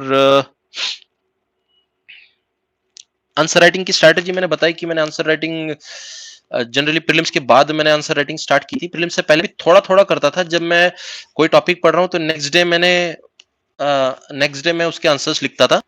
लेकिन प्रीलिम्स के बाद मैंने आंसर राइटिंग को जरा ज्यादा स्पीड अप किया मैंने, और आंसर राइटिंग इस तरीके से की मैंने। तो आंसर राइटिंग बहुत ज्यादा इंपॉर्टेंट होती है। आंसर राइटिंग में दो चार चीजें मैं मेंशन करना चाहूंगा कि आंसर, अगर कंटेंट के साथ साथ अपना आपका आंसर कितना आर्टिकुलेटिव है, ये बहुत ज्यादा चीज मैटर करती है। आप अगर मतलब आपको कंटेंट, आपके पास थोड़ा कम कंटेंट है, 3 ही पॉइंट्स है, लेकिन आप उन 3 पॉइंट्स को कैसे किस तरीके से लिख रहे हो। अगर आपके पास 5 पॉइंट है, किसी और एस्पिरेंट के पास 5 पॉइंट है, लेकिन वो ढंग से उस 5 पॉइंट को एक्सप्रेस भी नहीं कर पा रहा है, तो he will get less marks than you. अगर आप उन्हीं 3 पॉइंट्स को बहुत अच्छे से आर्टिकुलेट करके लिख रहे हो, आप वहां पे डायग्राम्स बना रहे हो, आप उसको वहां पे फ्लो चार्ट्स बना रहे हो, आप वहां पे मैप बना रहे हो। मैंने कई सारे यूपीएससी के मेरे आंसर्स में, मेंस के आंसर्स में, मैंने इंडिया का मैप बनाया था, किसी में वर्ल्ड मैप बना दिया, किसी में फ्लो चार्ट्स बना दिया, तो डायग्राम्स बनाए। फॉरेस्ट सर्विसेज के मेंस में, फॉरेस्ट सर्विसेज की जो मेंस था उसमें मैंने ऑप्शनल में कलर पेन्स तो नहीं यूज किए। कुछ लोग सजेस्ट करते हैं कि कलर पेन्स यूज करो, उससे मार्क्स बढ़ेंगे। तो कलर पेन्स तो मैंने यूज नहीं किए। मैंने अपने नॉर्मल एक ही पेन, जो ये है हाउजर का पेन है, जेल पेन, तो उसमें मैंने वो पेन मैंने एग्जाम के लिए यूज किया था, और उसी पेन से मैंने पूरा अपना मेंस लिखा है। तो कलर पेन्स की जरूरत नहीं पड़ती एज सच। तो वहां पे ज्यादातर आप किस तरीके से आंसर लिख रहे हो वो डिपेंड करता है, आर्टिकुलेटिव हो या नहीं आप कितने डायग्राम्स बना रहे हो, कितना प्रेजेंटेबल आप आंसर को बना रहे हो। प्रेजेंटेशन ज्यादा डिफर करता है ज्यादा मैटर करता है प्रेजेंटेशन वहां पे। तो आंसर राइटिंग, एक ही चीज को अगर आप बार बार लिखोगे तब आंसर राइटिंग और इंप्रूव होगा। नेक्स्ट, अगर मैंने आज अगर कोई आंसर लिखा किसी पॉवर्टी एलिवेशन, सपोज कोई पॉवर्टी एलिवेशन के बारे में अगर कोई क्वेश्चन है और उस पर अगर मैं आंसर लिख रहा हूं अभी, तो नेक्स्ट वही आंसर, सेम आंसर मैं दोबारा लिख के देखूंगा और देखूंगा कि मैं कितना उसको रिफाइंड तरीके से रिफाइंड तरीके से लिख रहा हूं। फिर से तीसरी बार लिख के देखूंगा मैं। बोर हो जाओगे, लेकिन लिख के देखो कि हाँ, कितने रिफाइंड तरीके से और मैं उसको कर रहा हूं। ये आंसर राइटिंग की स्ट्रैटेजी रही। ठीक है।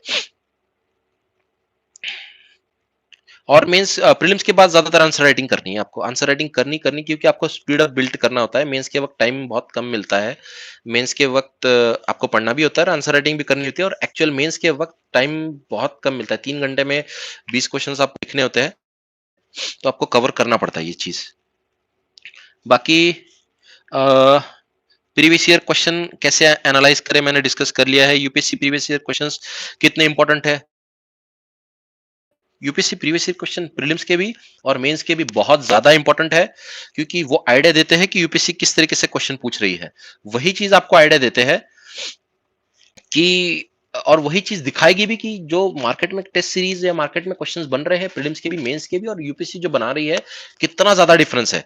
वो अगर आप यूपीएससी के प्रीवियस ईयर सॉल्व कर रहे हो और उसका एनालाइज कर रहे हो, तो बहुत आपका क्वालिटी कंटेंट और क्वालिटी आंसर्स आपके बिल्टअप होते हैं। आपका उससे अच्छी तरीके से आपके आंसर्स मतलब तैयार होते हैं यूपीएससी के। ठीक है। प्रीवियस ईयर क्वेश्चन पेपर्स को एनालाइज करो और उससे देखो कि कहां से क्वेश्चंस पूछ रहे हैं, और उन टॉपिक्स को ज्यादा एम्फेसिस कीजिए।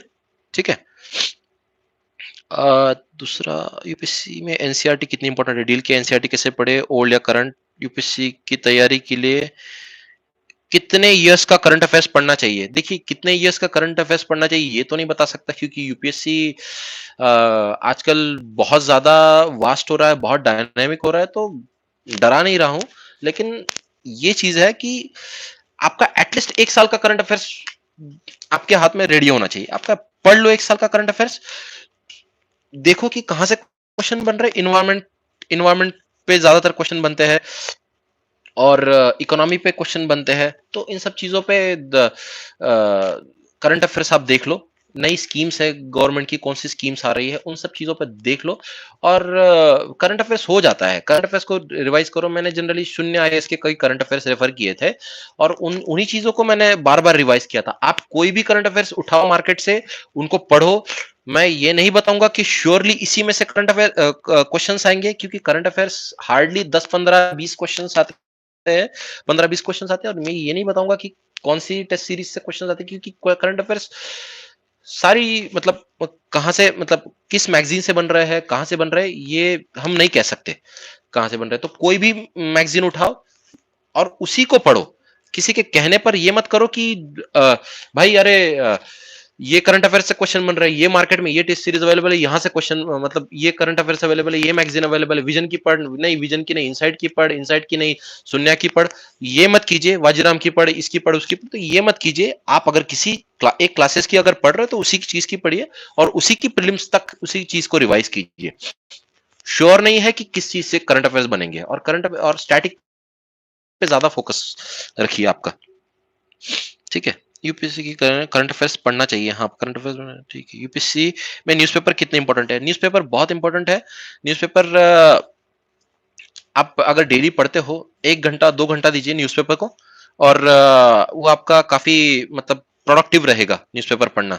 क्योंकि उससे आपको कुछ, जैसे कि मैंने अभी पिछले डिस्कस किया कि जो एसेज है, जो मेंस के आंसर्स है, उनके लिए आपको कंटेंट जो चाहिए, कंटेंट इन द सेंस, कोई सपोज पिछले साल उत्तराखंड में ग्लेशियर लेक आउटबर्स्ट फ्लड आया था, तो ये सारी न्यूज में ही आए थे। तो करंट अफेयर्स तो ये सारी चीजें कवर करता है ये, लेकिन न्यूज में अगर आप रहते हो, तो आप ज्यादा, मुझे लगता है ज्यादा अपडेटेड रहते हो। और डेली का जिनको इंग्लिश में दिक्कत आती है, उनका इंग्लिश भी इंप्रूव होता है, वोकेबलरी भी आपकी इंप्रूव होती है, और अपडेटेड आप रहते हो। और उनको, इन चीजों को लिख लिया करो आप।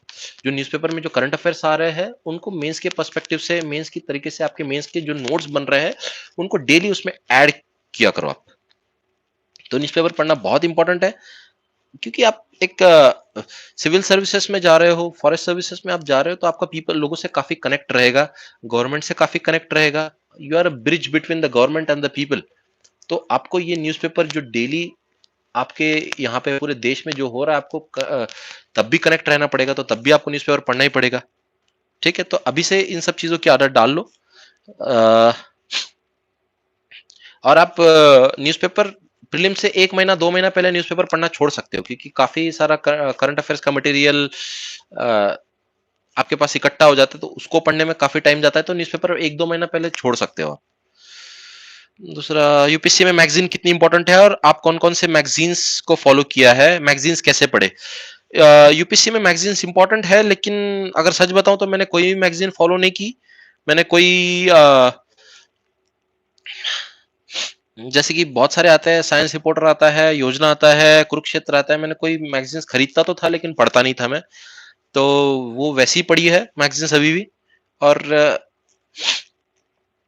मैंने कोई मैगजीन्स पढ़ी नहीं है। तो इसके मैगजीन्स के बारे में तो ये कहूंगा कि मैगजीन्स आप पढ़ सकते हो, जैसे कि योजना मैगजीन्स है, आप पढ़ सकते हो। एक क्वालिटी कंटेंट बिल्टअप करने के लिए अगर कोई अच्छा मैगजीन आता है, जैसे कि हर साल मार्च या अप्रैल में योजना बजट पे निकालता है, तो वो मैगजीन आप पढ़ सकते हो बजट पे। तो एक ओपिनियन बेस्ड क्वेश्चंस में आपको वो काफी हेल्प करेगा। तो आप योजना 1 या 2 अच्छे जो योजना आते हैं, जो कि मेंस के पर्सपेक्टिव से ज्यादा इंपॉर्टेंट लग रहे, तो उसको आप पढ़ सकते हो। तो मैगजीन्स एज सच मैंने नहीं पढ़े थे। आपने यूपीएससी की तैयारी शुरुआत कैसे और कब की। यूपीएससी की तैयारी कब से स्टार्ट करनी चाहिए, ये डील किया है मैंने कि यूपीएससी की तैयारी जब आपको लग रहा है कि आप रेडी हो स्टार्ट करने के लिए, तभी स्टार्ट करनी चाहिए। ऐसे नहीं कि मैंने किसी का वीडियो देख लिया, किसी टॉपर का वीडियो देख लिया और वो बोल रहा है कि मैंने मतलब उससे आप मोटिवेट हो गए और आपने 11th में 10th में 11th में 12th में ही आपने यूपीएससी की पढ़ाई स्टार्ट कर दी, ग्रेजुएशन के फर्स्ट ईयर में आपके पढ़ाई स्टार्ट कर दी, तो आप लाइफ नहीं एंजॉय कर पाओगे और यूपीएससी में ही रह जाओगे। यही चीज है। तो जब आपको लग रहा है कि आपकी उतनी लेवल है, कि मतलब उतनी मैच्योरिटी आ गई है कि हाँ आप यूपीएससी की पढ़ाई स्टार्ट कर सकते हो, तो आप कीजिए। साथ साथ सपोज आप ग्रेजुएशन में हो, तो छोटा छोटा एनसीईआरटीज है, ये एनसीईआरटीज 1-2 एनसीईआरटीज छोटे मोटे चीजें आप पढ़ सकते हो, क्योंकि उस ग्रेजुएशन के अगर आपको सच में यूपीएससी ही करना है, सिविल सर्वेंट ही बनना है, तो उसके बाद फिर आपको ग्रेजुएशन के बाद आपको फिर एक्सक्लूसिव 1 साल डिवोट करना ही पड़ेगा। ये बात है। तो पहले से ही बहुत ज्यादा स्ट्रेस मत लेना, नहीं लेना है। और आप कितने घंटे पढ़ते थे। मैं अपना टाइम बढ़ाते गया हूँ। पहले बहुत कम 1-2 4 घंटे पढ़ता था, फिर मेंस जैसे पास आते गया, प्रीलिम्स और मेंस जैसे पास आते गया, तो 15-15 10-10 15 16 17 घंटे, मैक्स टू मैक्स 16 घंटे 17 घंटे पढ़ा हूँ। लेकिन डिफर करता है, कुछ 5 घंटे 6 घंटे पढ़ के भी एग्जाम निकाल लेते हैं, तो डिफर करता है स्ट्रेटजी कौन कितना पढ़ रहा है। मुझे रिवाइज ज्यादा करना पड़ता था, इसलिए मैं ज्यादा टाइम देता था। तो आपको लगेगा कि आप रेडी हो इस प्रिपरेशन को उठाने के लिए, इस प्रिपरेशन को करने के लिए, तभी आप इसको उठाए। अननेसेसरीली 11th में 12th में ग्रेजुएशन के फर्स्ट ईयर में सेकंड ईयर में आप इस चीज को उठाकर लोड मत लीजिए और आपको खुद को स्ट्रेस मत कीजिए, क्योंकि ये पढ़ाई है, अच्छी है, लेकिन एग्जॉस्टिव भी उतनी है। ठीक है। डेली कितने घंटे पढ़ाई करनी है। आपको यूपीएससी की तैयारी करने के लिए मोटिवेशन कहाँ से मिला। मोटिवेशन खुद से आता है, सबसे इंपॉर्टेंट चीज है। मेरे पिताजी he was in the state forest services, तो he used to take me to the various wildlife sanctuaries, national parks, nearby forest areas, and काफी नेचर इंथुजियास्ट टाइप ऑफ माहौल था घर पे। तो फिर मैंने तभी डिसाइड किया कि मुझे फॉरेस्ट सर्विसेज में जाना है। और मुझे फोटोग्राफी का भी बहुत शौक है, वाइल्ड लाइफ फोटोग्राफी का शौक है, बर्ड वॉचिंग का शौक है। तो फिर मैंने सोचा कि the forest service is much more suitable for me. तो मैंने फॉरेस्ट सर्विसेज के डायरेक्शन से ही खुद को मतलब प्रिपेयर किया उसी तरीके से। और आप ये जो चीज मैंने बताई, वो चीज होती है कि अंदर से मोटिवेटेड आप कितना रख रहे हो खुद को। तो अंदर से आप मोटिवेटेड रखो खुद को। बाहरी मोटिवेशन अगर आज अभी अगर मैं आपको कोई एक मोटिवेशनल कोट बता रहा हूँ, कोट अगर कोई बताता हूँ, तो आप 2 मिनट के लिए 3 मिनट के लिए 2 दिन के लिए 3 दिन के लिए आप इंस्पायर्ड रहोगे, और उसके बाद फिर से आपका कर्व डाउन हो जाएगा। फिर से आप कोई वीडियो देखोगे, फिर से आप फिर से डाउन, फिर से। ये नहीं रखना है आपको। थ्रू आउट योर प्रिपरेशन आपको अगर ये आपका मोटिवेशन लेवल मेंटेन रखना है, तो आपको अंदर से मोटिवेशन बहुत जरूरी है। मोटिवेशन कैसे, आप मोटिवेटेड कैसे रखते थे। तो सबसे पहले तो कुछ लोग सजेस्ट करते हैं कि मेडिटेशन करो, मेडिटेशन करो और ये करो। तो मैंने एज सच मैंने अपने लिए वर्कआउट स्टार्ट किया था, एक्सरसाइज स्टार्ट की थी। मैं दिल्ली में पढ़ाई करता था करोल बाग में, तो मैंने डेली मैं शाम का 1 घंटा और मेंस के वक्त सुबह का 1 घंटा, तो मैं एक्सरसाइज के लिए जाता था। मैं वॉकिंग करता था अराउंड 10 किलोमीटर, 10 to 15 किलोमीटर मैं वॉकिंग करता था, प्लस 1 से 1.5 घंटा मैं वर्कआउट करता था खुद के लिए डेली, चाहे कुछ भी हो मैं टाइम निकालता था अपने लिए, और उसी चीज से मैं रिफ्रेश भी रहता था और उसी चीज से मैं मोटिवेटेड भी रहता था। हेडफोन्स लगा लो आप, गाने सुनो, रनिंग करो, वॉकिंग पे निकल जाओ। अगर आप दिल्ली में हो तो तालकटोरा गार्डन पास में ही है, वहां पे वॉक करो। अगर आप कहीं और हो तो आपके एरिया में कोई भी पार्क है, ये है वो है, तो वहां पे घूमने जाओ। किसी टॉपर से अगर साथ साथ में अगर आपको खुद को ये रखना है कि किसी मतलब मोटिवेटेड रखना है, तो कोई मूवीज, मोटिवेशनल मूवीज देखो, ये वो, तो ये चीजें आप कर सकते हो। आपका एक शेड्यूल बना लो। अगर डिसिप्लिन के साथ साथ अगर आपको मोटिवेटेड रहना है तो सबसे पहले डिसिप्लिन आपको रखना होगा। तो मैं ये डिसिप्लिन ये चीज थी कि मुझे डेली 1 से 1.5 घंटा वर्कआउट करना ही करना है, और उसी चीज से मैं मोटिवेटेड रहता था कि हाँ, इस ये जो टाइम है 1 से 1.5 घंटा, ये सिर्फ मेरा है। मैं अपनी बॉडी को ये टाइम दे रहा हूँ, मैं अपने बॉडी के लिए फिजिकल वर्कआउट के लिए, फिजिकल वर्कआउट के साथ साथ मेंटल आपका ये भी रहता है, मोटिवेटेड भी रहते हो आप। स्वामी विवेकानंद का एक मतलब ये चीज याद आती है, उन्होंने कहा था कि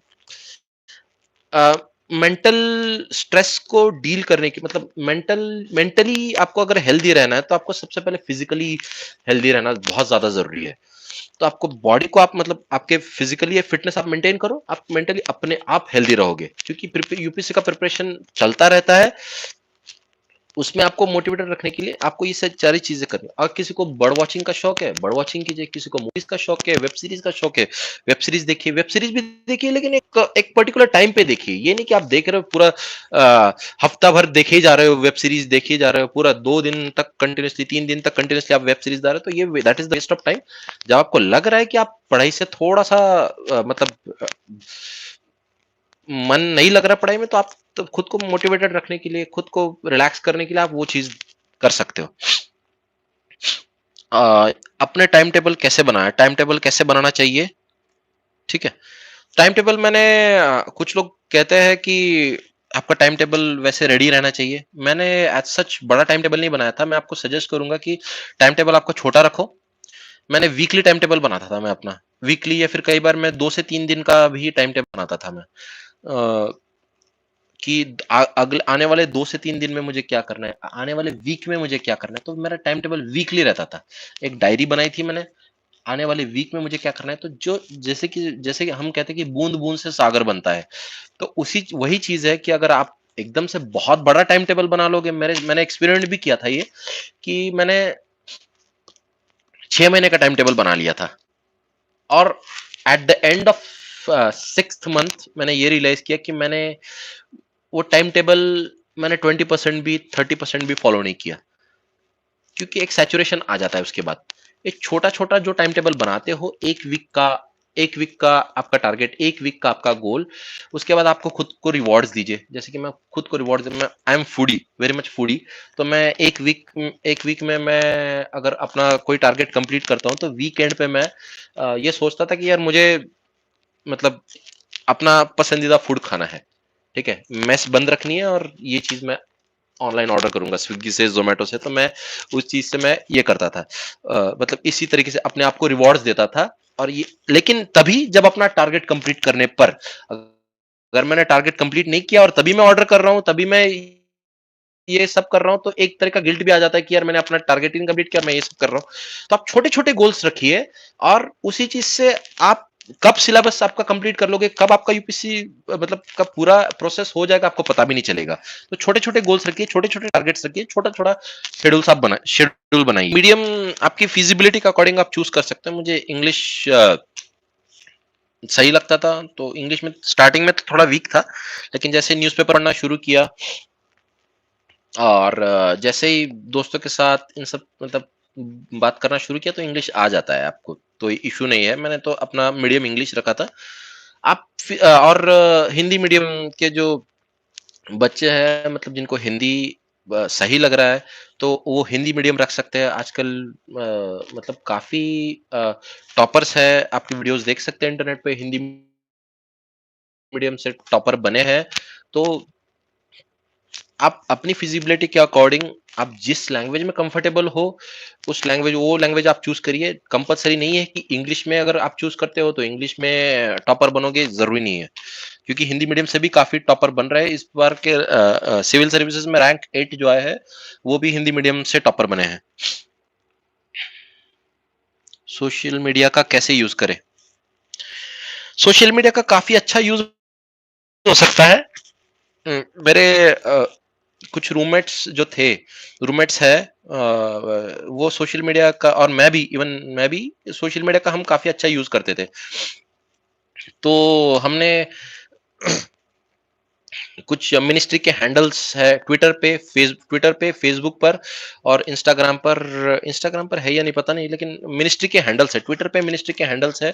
साइंस रिलेटेड कोई साइंस से रिलेटेड चैनल है, डिस्कवरी चैनल है, नेशनल ज्योग्राफिक के चैनल्स है। ये इन सब चैनल्स को मैंने सब्सक्राइब कर रखा था। और मेरे दोस्त ने काफ़ी सारे मिनिस्ट्रीज़ के चैनल्स को, मिनिस्टर्स को फ़ॉलो कर रखा था, तो उनके भी अपडेट्स आते रहते थे। तो वो आप पढ़ लेते हो। आप फ्री टाइम में जब मोबाइल खेलते हो, तो उस चीज़ में आपको वो सारी चीज़ें दिख जाती है। तो सोशल मीडिया का एक अच्छा यूज़ भी हो सकता है। दूसरा यूज़ ये है कि सोशल मीडिया का आप अपने दूर मत रहो। सबसे इंपॉर्टेंट चीज़, आपको कुछ टॉपर्स कहेंगे, यार मैंने अपना सोशल मीडिया बंद कर लिया था। वो तभी कहते हैं कि वो जब बहुत ज़्यादा एडिक्टेड हो जाते हैं। मैंने अपना सोशल मीडिया अकाउंट बंद नहीं किया था, हालाँकि कम कर दिया था, लेकिन बंद नहीं किया था। तो सोशल मीडिया का यूज़ बहुत ज़रूरी है। दूर मत रहो, भागो मत सोशल मीडिया से, क्योंकि आप आईएएस बनने के बाद, आईपीएस बनने के बाद, आईएफएस बनने के बाद, या फिर कोई भी सिविल सर्वेंट बनने के बाद, कोई भी आपकी जॉब लगने के बाद, आप सोशल मीडिया का काफ़ी इस्तेमाल आपके लाइफ में, प्रोडक्टिव इस्तेमाल काफ़ी होने वाला है लाइफ में। तो सोशल मीडिया बहुत इंपॉर्टेंट रोल प्ले करेगा, तो दूर मत भागो सोशल मीडिया से। एक आपको डिसाइड करना है कि सोशल मीडिया का यूज़ कितना लिमिटेड वे में आपको करना है, ये चीज़ है। काफ़ी एक्टिव ऑफिसर्स भी है सोशल मीडिया पर, जो अच्छा काम कर रहे हैं, लोगों के सामने उनके वर्क आ रहा है, अवेयरनेस बढ़ रही है। तो social media is a good way to keep yourself motivated, और एक दिमाग को फ्री करने के लिए, रिलैक्स करने के लिए, दोस्तों से कनेक्ट करने के लिए जो दूर-दूर बैठे हैं। और जैसे कि फॉर एग्ज़ाम्पल अभी 2 साल कोरोना का पैंडेमिक इतना चला, तो सोशल मीडिया ने काफ़ी अच्छा रोल प्ले किया है लोगों को कनेक्ट करने के लिए। तो दूर रहना, मुझे नहीं लगता कि सोशल मीडिया से आपको मतलब दूर रहना चाहिए। एक लिमिटेड यूज़ करो, पढ़ाई करो, और पढ़ाई के बाद अगर थोड़ा बोर होता है, तो सोशल मीडिया का यूज़ कीजिए, ठीक है? यूपीएससी की तैयारी ऑनलाइन करनी चाहिए, ऑफलाइन करनी चाहिए, बोथ फेज़ में। दोनों तरीके से कीजिए। ऑनलाइन भी कीजिए, ऑफलाइन भी कीजिए। ऑनलाइन भी अवेलेबल सारे रिसोर्सेस है, ऑफलाइन भी सारे रिसोर्सेस अवेलेबल है। उल्टा ये कहूंगा कि ऑनलाइन जिस तरीके से आपके एक मोबाइल के एक टच पे आपको जिस तरीके से गाइडेंस मिल सकती है, ऑफलाइन उतना ही ट्रैवल करने में आपका टाइम जाएगा, ये जाएगा। तो ऑनलाइन पढ़ाई भी काफी अच्छी है। मैंने दोनों तरीके से पढ़ाई की, काफी रिसोर्सेस मैंने ऑनलाइन मिले, ऑप्शनल की पढ़ाई मैंने ऑनलाइन की, और ऑफलाइन भी आप पढ़ सकते हो, नॉट एन इशू। यूपीसी की तैयारी के लिए दिल्ली जाना जरूरी है? बिल्कुल भी नहीं। दिल्ली बिल्कुल भी जाना जरूरी नहीं। जैसे कि मैंने वीडियो के स्टार्टिंग में मैंने बताया था कि कई बच्चे हैं जिन्होंने कोरोना पैंडेमिक में घर पे बैठ के प्रिपरेशन किया और उन्होंने एग्जाम निकाला है। तो यही चीज दिखाती है कि ऑनलाइन भी पढ़ाई हो सकती है, और यूपीएससी के लिए दिल्ली जाना बिल्कुल भी जरूरी नहीं है। क्योंकि आज इतना मल्टीवर्स की दुनिया में कहीं पे भी बैठ के, दुनिया के किसी भी कोने में बैठ के आप पढ़ सकते हो। मल्टीनेशनल कंपनीज में काम करने वाले भी मतलब लोग हैं, इंडियंस है। अगर वो यूपीएससी के लिए प्रिपरेशन कर रहे हैं, तो वो वहां पे बैठ के भी कई बार प्रिपरेशन करते हैं और यूपीएससी निकालते हैं। मैंने इंटरव्यू में कई बार देखा है, कई स्टूडेंट्स मतलब कैंडिडेट जो है वो मल्टीनेशनल एमएनसीज में काम कर रहे होते हैं, तब प्रिपरेशन करके आते हैं। तो उनका जरूरी नहीं कि वो दिल्ली में बैठ के प्रिपरेशन कर रहे हैं, वो ऑनलाइन ही पढ़ाई करते हैं सारी। सिलेबस समझ नहीं आता है, क्या करे? सिलेबस समझ नहीं आता है तो वही चीज है कि आप किसी की हेल्प लो। गाइडेंस बहुत ज्यादा इंपॉर्टेंट है इन सब इस प्रोसेस में। गाइडेंस सबसे ज्यादा इंपॉर्टेंट है। किसी की हेल्प लो, किसी टॉपर की हेल्प लीजिए, किसी क्लासेस क्लासेस के किसी टीचर की हेल्प लीजिए, तो वो मतलब समझ में आता है। सिलेबस एज सच आप यूपीएससी का सिलेबस सामने रखिए, आपके एक टॉपिक पढ़िए, क्या पूछा है। अगर इंडियन हिस्ट्री का फ्रीडम मूवमेंट का अगर कोई टॉपिक है, या फिर इकोनॉमी में liberalisation, globalisation, privatisation, LPG reforms, 1991 reforms के बारे में अगर पूछा है, तो तो आप इंटरनेट पे यूट्यूब पे देखिए, कुछ वीडियोस अवेलेबल है, बहुत सारे वीडियोस अवेलेबल है। तो वो ज्यादा विजुअली आपको विजुअल इंटरप्रिटेशन से आप समझाते हैं, बहुत अच्छे से समझाते हैं, बेसिक इकोनॉमिक्स के कंसेप्ट समझाते हैं। तो वो चीज आपको हेल्प करेगी काफी सिलेबस को बहुत अच्छे से समझने में। मैप समझ नहीं आते, क्या करे? मैंने अपना मैपिंग का स्ट्रेटजी बनाया था। मैप्स मैंने एक मैप खरीदा था, और मैंने मैप्स को मैं ये करता था कि मैं हर दिन एटलीस्ट आधा घंटा, आधा से 1 घंटा मैं किसी एक कॉन्टिनेंट को मैं दूंगा। तो उस कॉन्टिनेंट में सपोज आज मैंने साउथ अमेरिका कॉन्टिनेंट है, साउथ अमेरिका कॉन्टिनेंट अगर मैंने चूज किया है, तो मैं डे साउथ अमेरिका कॉन्टिनेंट में भी मैंने अगर आज आधा घंटा मैं साउथ अमेरिका कॉन्टिनेंट के माउंटेन रेंजेस पढ़ूंगा, माउंटेन रेंजेस और प्लेटू पढ़ूंगा। नेक्स्ट डे आधा घंटा मैं साउथ अमेरिका कॉन्टिनेंट के रिवर्स पढ़ूंगा। उसके अगले दिन मैं ये करूंगा। तो एक ब्लैंक 50 पेजेस की, 10 10 50 भी नहीं, 30 40 पेजेस की नोटबुक बनाई थी, ब्लैंक शीट्स, और उस पे मैंने मैप ड्रॉ किए थे। और उस पे मैंने ये सारे जो फीचर्स है, ज्योग्राफिकल फीचर्स, मैंने ये नोट कर लिए थे।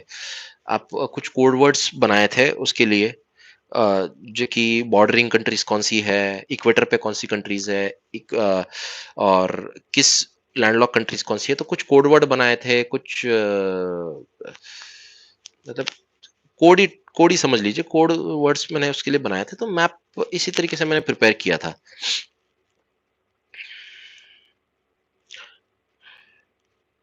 और मैप के लिए सबसे इम्पोर्टेंट ये बात है कि जो न्यूज में जो प्लेसेस है, उन चीजों का ध्यान रखिए, वो भी न्यूज़पेपर से ही आपको आएगा।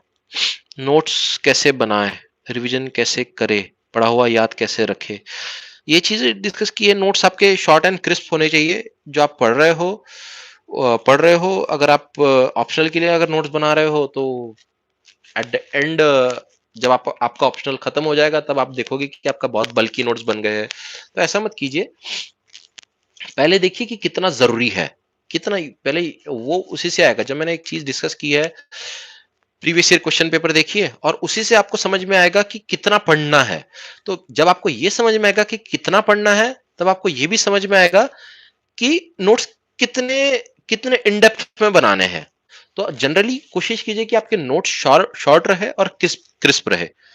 रिवीजन कैसे करें? रिवीजन वही है, आपके नोट्स रेडी रहे तो आपको रिवीजन आसानी से आप करोगे। कुछ प्रीलिम्स के लिए नोट्स अलग से बनाने की जरूरत नहीं है, मेंस के लिए नोट्स जरूरी है। मेंस के लिए भी कुछ ही टॉपिक्स के लिए जरूरी है। जीएस 1 में हिस्ट्री ज्योग्राफी के लिए नोट्स बनाने की जरूरत नहीं है, वो पहले ही हो जाता है प्रीलिम्स पे कवर। तो उसके लिए अलग से नोट्स बनाने की जरूरत नहीं है। जीएस 2, जीएस 3 एंड जीएस 4 के लिए आप नोट्स बना सकते हो।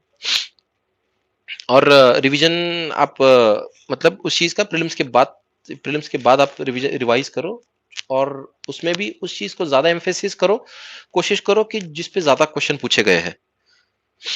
पढ़ाई में मन कैसे लगाए, वही चीज जो मैंने आपको बताई, मोटिवेशन वाली चीज। और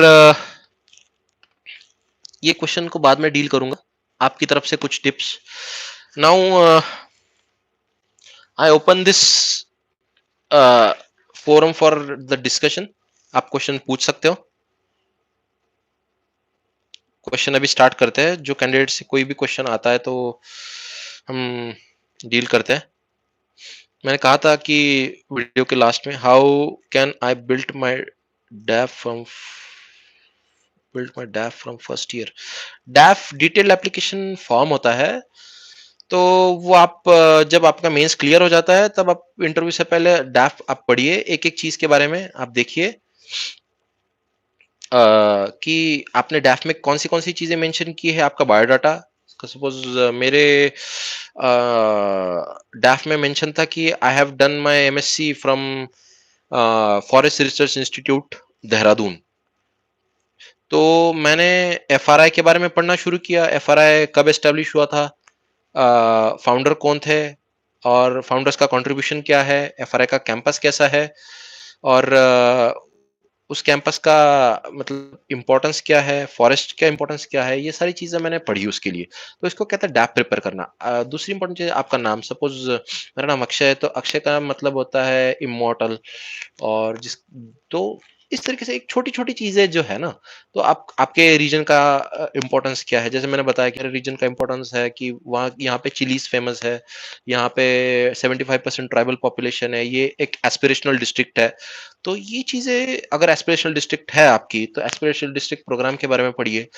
तो इस तरीके से आपको आपका डैफ प्रिपेयर करना है। वो चीजें आप मेंस के बाद करिए, जब आपका मेंस क्लियर हो जाता है तब आप कीजिए। How to prepare science and technology. Science and technology का जो क्वेश्चन है, मैंने 10th की एनसीईआरटी पढ़ी थी, 11th की एनसीईआरटी पढ़ी थी, और उसके बाद मैंने फॉरेस्ट सर्विसेज में काफी काम आता है science and technology portion. Ravi Agrahari की बुक है, science and technology by Ravi Agrahari, Tata McGraw Hill publication की, टीएमएच पब्लिकेशन की बुक है, तो वो आप रेफर कीजिए। तो उसमें, और उसमें भी जो बहुत ज्यादा इंपॉर्टेंट टॉपिक्स, हाईलाइटेड टॉपिक्स रहते हैं, आर्टिफिशियल इंटेलिजेंस है, नैनो टेक्नोलॉजी है, सुपर कंप्यूटिंग है, सेमीकंडक्टर्स है, तो ये सारी चीजों पे ज्यादा फोकस कीजिए। यूपीएससी इन सब चीजों पे ज्यादा फोकस करती है, क्योंकि ये इंडिया के इकोनॉमिक टेक्नोलॉजी के ग्रोथ में ज्यादा मायने रखते हैं। Should one consider preparing for IFS along with CSE, or solely focus only on one exam, as 2020 will be my first attempt if they consider prepare for IFS? Should I start from preparing? देखिए, differ करता है कि जैसे कि मैं अपना preparation IFS का ही preparation करना चाहता था, मैंने लास्ट तक आईएफएस पे ही फोकस किया आखिरी तक। तो डिफर करता है, आपका इंटरेस्ट क्या है। आप पहले ये चीज जान लो कि आप सिविल सर्विसेज में आना चाहते हो या फॉरेस्ट सर्विसेज में आना चाहते हो। कुछ लोग जॉब के लिए आना चाहते हैं, तो वो दोनों के लिए प्रिपेयर करते हैं। अगर आपको सिर्फ एक जॉब चाहिए तो आप दोनों के लिए प्रिपेयर करो। लेकिन it's not just about the job, it it is more about your interest. UPSC सिर्फ एक जॉब नहीं है, यूपीएससी एक सिर्फ एक एक नौकरी पाने का यूपीएससी एक जरिया नहीं है। यूपीएससी एक अलग यह है जहां पे आप लोगों की, देश की, और अ, मतलब यहाँ के पर्यावरण की आप सेवा करते हो, यहाँ पे उन सब चीजों का ख्याल रखते हो। तो ये तरीका है। तो आपको जो जिस एरिया में इंटरेस्ट है, जिस सर्विसेज में इंटरेस्ट है, उसको उसको आप दिमाग के सामने रखो, आपकी आंखों के सामने रखो, और उस तरीके से प्रिपरेशन करो। अगर दोनों के लिए प्रिपेयर करना है तो पहले सिविल सर्विसेज के लिए प्रिपेयर करो, साथ साथ में आपके ऑप्शनल्स रेडी रखो, और फिर उसके बाद एग्जीक्यूट, सिविल सर्विसेज का मेंस होने के बाद execute the plan for your forest services. लेकिन आपके optionals, make make sure that कि आपका एक ऑप्शनल दोनों एग्जाम्स में, सीएससी के एग्जाम्स में और आईएफएस के एग्जाम्स में, एक ऑप्शनल आपका कॉमन होना चाहिए। नहीं तो it will be very difficult for you to prepare 3 optionals. 3 optional prepare करना बहुत डिफिकल्ट हो जाता है, क्योंकि फॉरेस्ट में 2 ऑप्शनल्स है और सिविल सर्विसेज में एक ऑप्शनल है। तो मेरा एक कॉमन ऑप्शनल था जोलॉजी, और फॉरेस्ट्री वहां पे था। तो मैंने 2 ऑप्शनल प्रिपेयर, सिर्फ 2 ही ऑप्शनल प्रिपेयर किए मैंने। ठीक है। How to visualise the things while reading, how to articulate.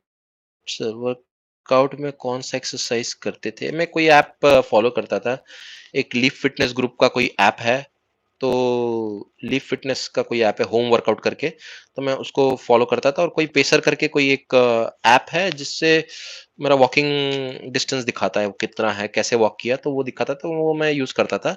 How to visualise the things while reading, to articulate visualise. आप पहले यूट्यूब का इस्तेमाल करो, कुछ चार्ट्स देखो, गूगल कीजिए आप उन चीजों को कैसे किस तरीके से लिख रखा है, इमेज आपके दिमाग में क्रिएट कीजिए।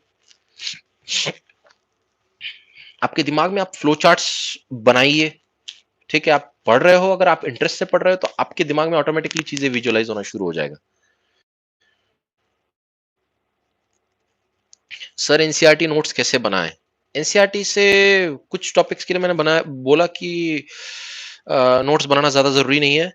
हिस्ट्री ज्योग्राफी इन सब चीजों के लिए नोट्स बनाना जरूरी नहीं है। हिस्ट्री ज्योग्राफी पॉलिटी के लिए नोट्स बनाना जरूरी नहीं। इकोनॉमी के लिए आप नोट्स बना सकते हो एनसीईआरटी। और हाईलाइट कीजिए एनसीईआरटी में पोर्शन, इंपॉर्टेंट इंपॉर्टेंट चीजें, स्टेटमेंट्स जो है, डाटा जो है, उसको हाईलाइट कीजिए।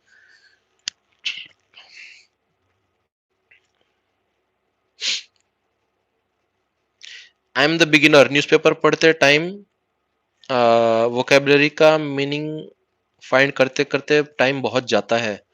हाँ, तो ये मेरे साथ भी होता था। तो वो तो अ, होता है, पहले तो बहुत ज्यादा टाइम जाता है वोकेबलरी का मीनिंग फाइंड करते के, लेकिन एक बार अगर वोकेबलरी बिल्टअप हो गई तो आप न्यूज़पेपर एक 1 डेढ़ घंटे में आप खत्म कर दोगे।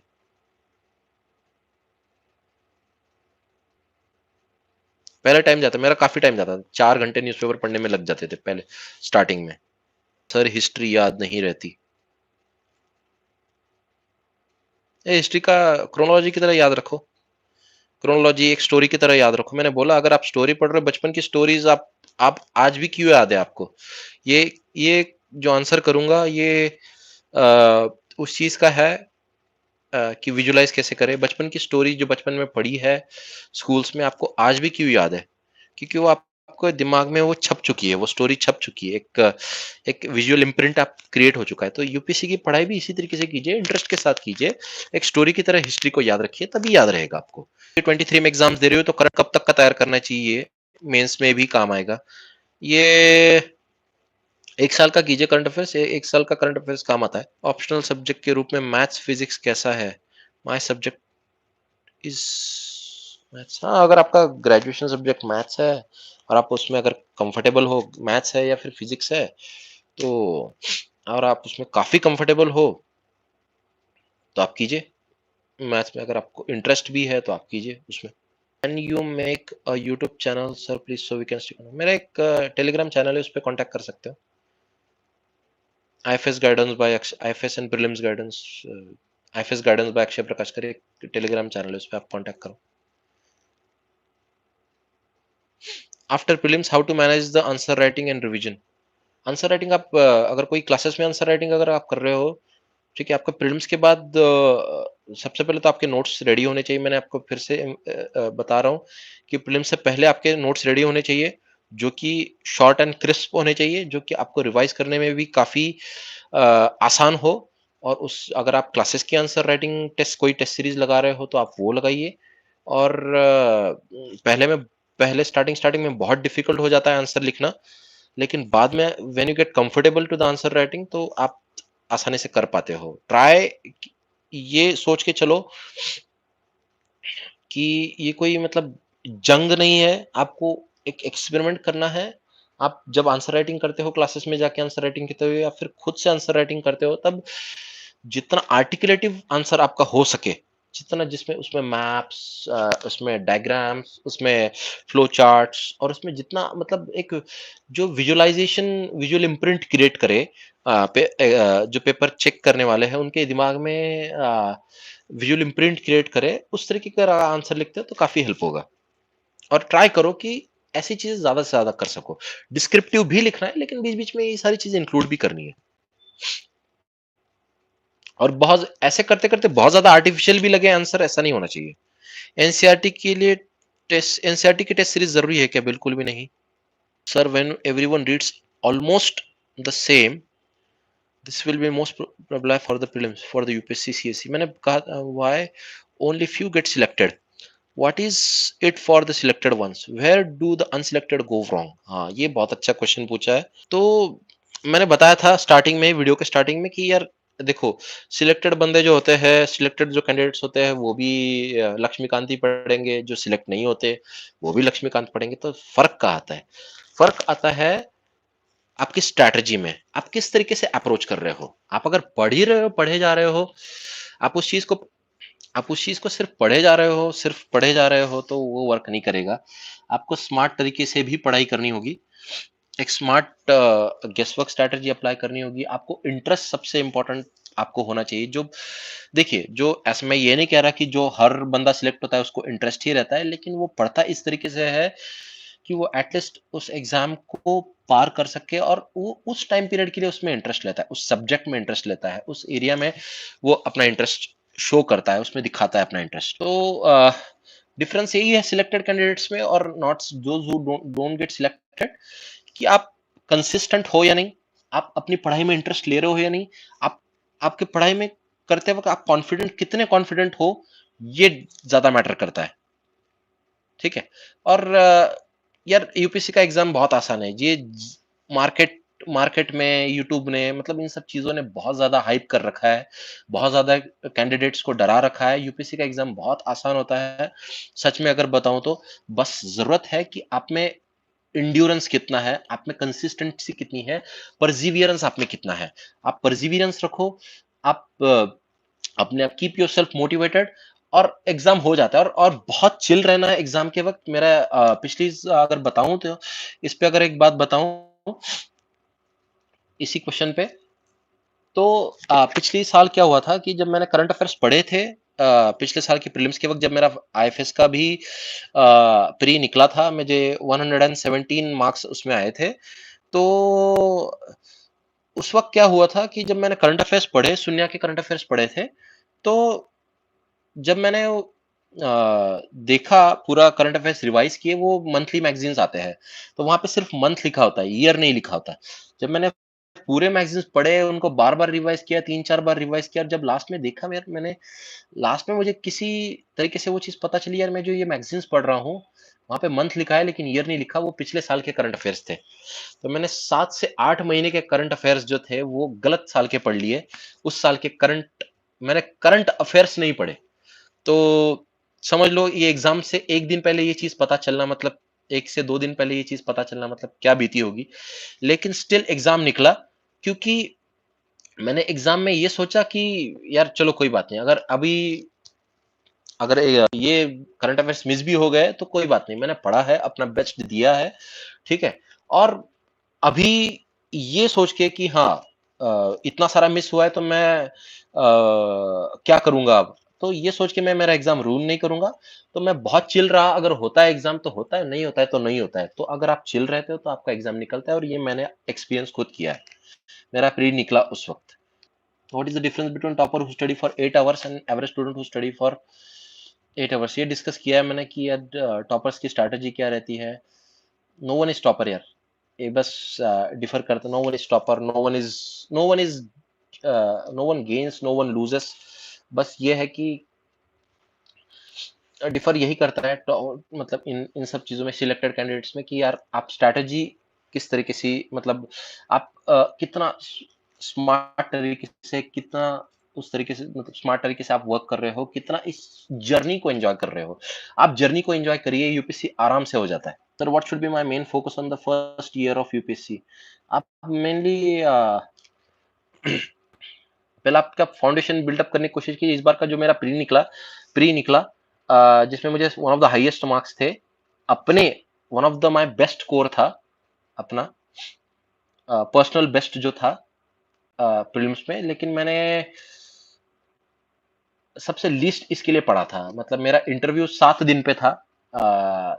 13 जून को मेरा इंटरव्यू था, और 5 जून को प्रीलिम्स था। तो मैंने प्रीलिम्स के लिए एक भी दिन नहीं पढ़ा, और पूरे, मतलब जो 9-10 महीने पहले जो पिछली प्रीलिम्स के लिए जो मैंने पढ़ा था, वही उसी के लिए मैं उसी के बेसिस पे मैंने ये एग्जाम मतलब ये प्रीलिम्स दिया और ये मेरा क्लियर हुआ। और इस प्रीलिम में सबसे बेस्ट अपना सेल्फ पर्सनल बेस्ट स्कोर था। तो यही चीज है कि आप कितना मतलब स्ट्रॉन्ग फाउंडेशन है। तो आपका सबसे इंपॉर्टेंट बात ये है कि स्ट्रॉन्ग फाउंडेशन रहना चाहिए। तो स्ट्रॉन्ग फाउंडेशन एनसीईआरटी से आएगा, जैसे मैंने स्टार्टिंग में डिस्कस किया। How to approach zoology optional. Zoology optional का मैंने बताया है कि ये जो मैं स्टार्टिंग में बुक सोर्सेज बताया है जोलॉजी के, और जोलॉजी में आप डायग्राम्स वगैरह ड्रॉ करो। मतलब डायग्राम्स की प्रैक्टिस करो, डायग्राम्स पे ज्यादा फोकस रखो, और पिछले 10 साल के क्वेश्चन पेपर्स लो, और 10 साल के क्वेश्चंस उठा के उनको टॉपिक वाइज सॉर्टिंग करो और उनको लिखो। अगर आप सिलेंट्रेट्स, कॉर्डेट्स, नॉन कॉर्डेट्स या फिर गायनोडर्माटा, ये सारी चीजें पढ़ रहे हो, आज पढ़ रहे हो। सपोज मैंने आज कोई टॉपिक उठाया, लार्वी ऑफ क्रस्टेशिया अगर टॉपिक उठाया मैंने, तो मैं क्या करूंगा कि पिछले 10 साल में लार्वी ऑफ क्रस्टेशिया पे जितने भी क्वेश्चंस आ रखे हैं, नेक्स्ट डे में उन सारे क्वेश्चंस को मैं अटेम्प्ट करूंगा। रिपीटेड भी हो तो भी मैं अटेम्प्ट करूंगा, क्योंकि इसी से मेरा रिवीजन हो जाएगा और आंसर रेटिंग भी हो जाएगा। तो जोलॉजी का इस तरीके से मैंने स्ट्रेटेजी रखा है, और डायग्राम ज्यादातर इंक्लूड किया मैंने जोलॉजी में। Sir please available your zoology option notes please, how to tell approach zoology as a scoring option. मैंने जोलॉजी के कुछ नोट्स अपने चैनल पे, टेलीग्राम चैनल है IFS guidance by Akshay Prakash का, तो उस पर मैं डालने वाला हूँ। How to overcome the failure, हाँ ये अच्छा क्वेश्चन है। तो यार फेल्यूर, एक फेल्यूर को स्टेपिंग स्टोन अगर आप ट्रीट करते हो तो आप ओवरकम करोगे। फेलियर को स्टम्बलिंग ब्लॉक नहीं ट्रीट करना है, सबसे इंपॉर्टेंट चीज। मैंने अपने 3 प्रीलिम्स गवाए हैं। स्टार्टिंग में मैं 3 प्रीलिम्स में अपने क्लियर नहीं कर पाया, और ये सबसे बड़ा फेलियर था। एक प्रीलिम्स आप क्लियर नहीं कर पाते, फिर दूसरा प्रीलिम्स आप क्लियर नहीं कर पाते, तो तीसरे प्रीलिम्स पे आपको सेल्फ डाउट होने, अगर दूसरे या तीसरे प्रीलिम्स पे आपको सेल्फ डाउट होने लग जाता है, यार क्या मैं बना हूं इस प्रोसेस के लिए, यार मैं बना हूं, मैं सच में क्लियर कर पाऊंगा। तो आपको कंसिस्टेंट रहना है और फेलियर को ओवरकम। देखिए, दो मैं ये एक्सेप्ट करता हूँ, 2 से 3 दिन, 4 दिन, एक ज्यादा से ज्यादा 1 महीना बुरा लगता है अगर फेलियर आता है तो। लेकिन उसके बाद आपको खुद से रिजुविनेट पड़ेगा, खुद से स्टार्ट करना पड़ेगा, धीरे धीरे स्टार्ट कीजिए।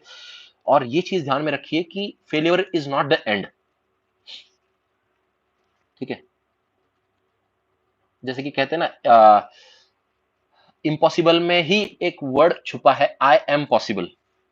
तो ये चीज आप ध्यान में रखिए। सर आप कौन से बैच के हो यार? अभी सिलेक्शन हुआ है, इसी साल सिलेक्शन, अभी तो रिजल्ट आया, तो एक 1.5 महीने पहले रिजल्ट आया। आप कौन से बैच से हो? हाँ भाई, मैं विदाउट कोचिंग यूपीएससी कर रहा हूँ, तो how I know I am on right track. कुछ टीचर्स से बात कीजिए, कुछ टॉपर्स से बात कीजिए, टॉपर्स से जुड़िए। टेलीग्राम, टॉपर्स के टेलीग्राम चैनल है, कई सारे टॉपर्स है, सीएससी के टॉपर्स है। उनके सोशल मीडिया के हैंडल्स पे उनको कांटेक्ट करने की कोशिश कीजिए। ठीक है, और दे विल गाइड यू कि किस तरीके से आप राइट ट्रैक पे हो या नहीं हो। और राइट ट्रैक पे दूसरी इंपॉर्टेंट बात यह है कि अ, आप अगर टेस्ट सीरीज ज्वाइन कर रहे हो तो आप किस तरीके से, आपका स्कोर कैसा आ रहा है, किस किस पोर्शन में आपकी वीकनेसेस है, या आपको जब पता चलेगा तब आपको you will get to know कि whether you are on the right track और नॉट। Sir would the 5th edition of Laxmikanth और 6th स्पेक्ट्रम, ये एडिशन जो है ना, 5th एडिशन, 6th एडिशन का, ये कोई भी एडिशन पढ़ लो, जनरली अपडेटेड रखो एडिशन। तो अपडेटेड एडिशन रखो। अगर अपडेटेड नहीं है एडिशन, तो वही प्रीवियस एडिशन रखो और उस पर अपडेट कर लो। किसी के पास होगी बुक्स तो उसमें से अपने बुक्स में जेरोक्स कर लो। फॉरेस्ट्री ऑप्शनल्स के सोर्सेस मैंने डिस्कस कर लिए हैं। राम प्रकाश है फॉरेस्ट मैनेजमेंट के लिए, एल.एस. खन्ना एंड चतुर्वेदी की बुक है forest principle and practice of silviculture, Tribhuvan Mehta का फॉरेस्ट यूटिलाइजेशन है। और मैंने फॉरेस्ट्री के लिए जो जनरली मणिकंदन वगैरह पढ़ते हैं वो नहीं पढ़ी थी, क्योंकि मेरे पास रिसोर्सेस थे, मैं इसके लिए एक्सक्लूसिवली प्रिपेयर कर रहा था, तो उसके लिए मैंने वो रिसोर्सेस अपने पास रखे थे, स्टैंडर्ड सोर्सेस।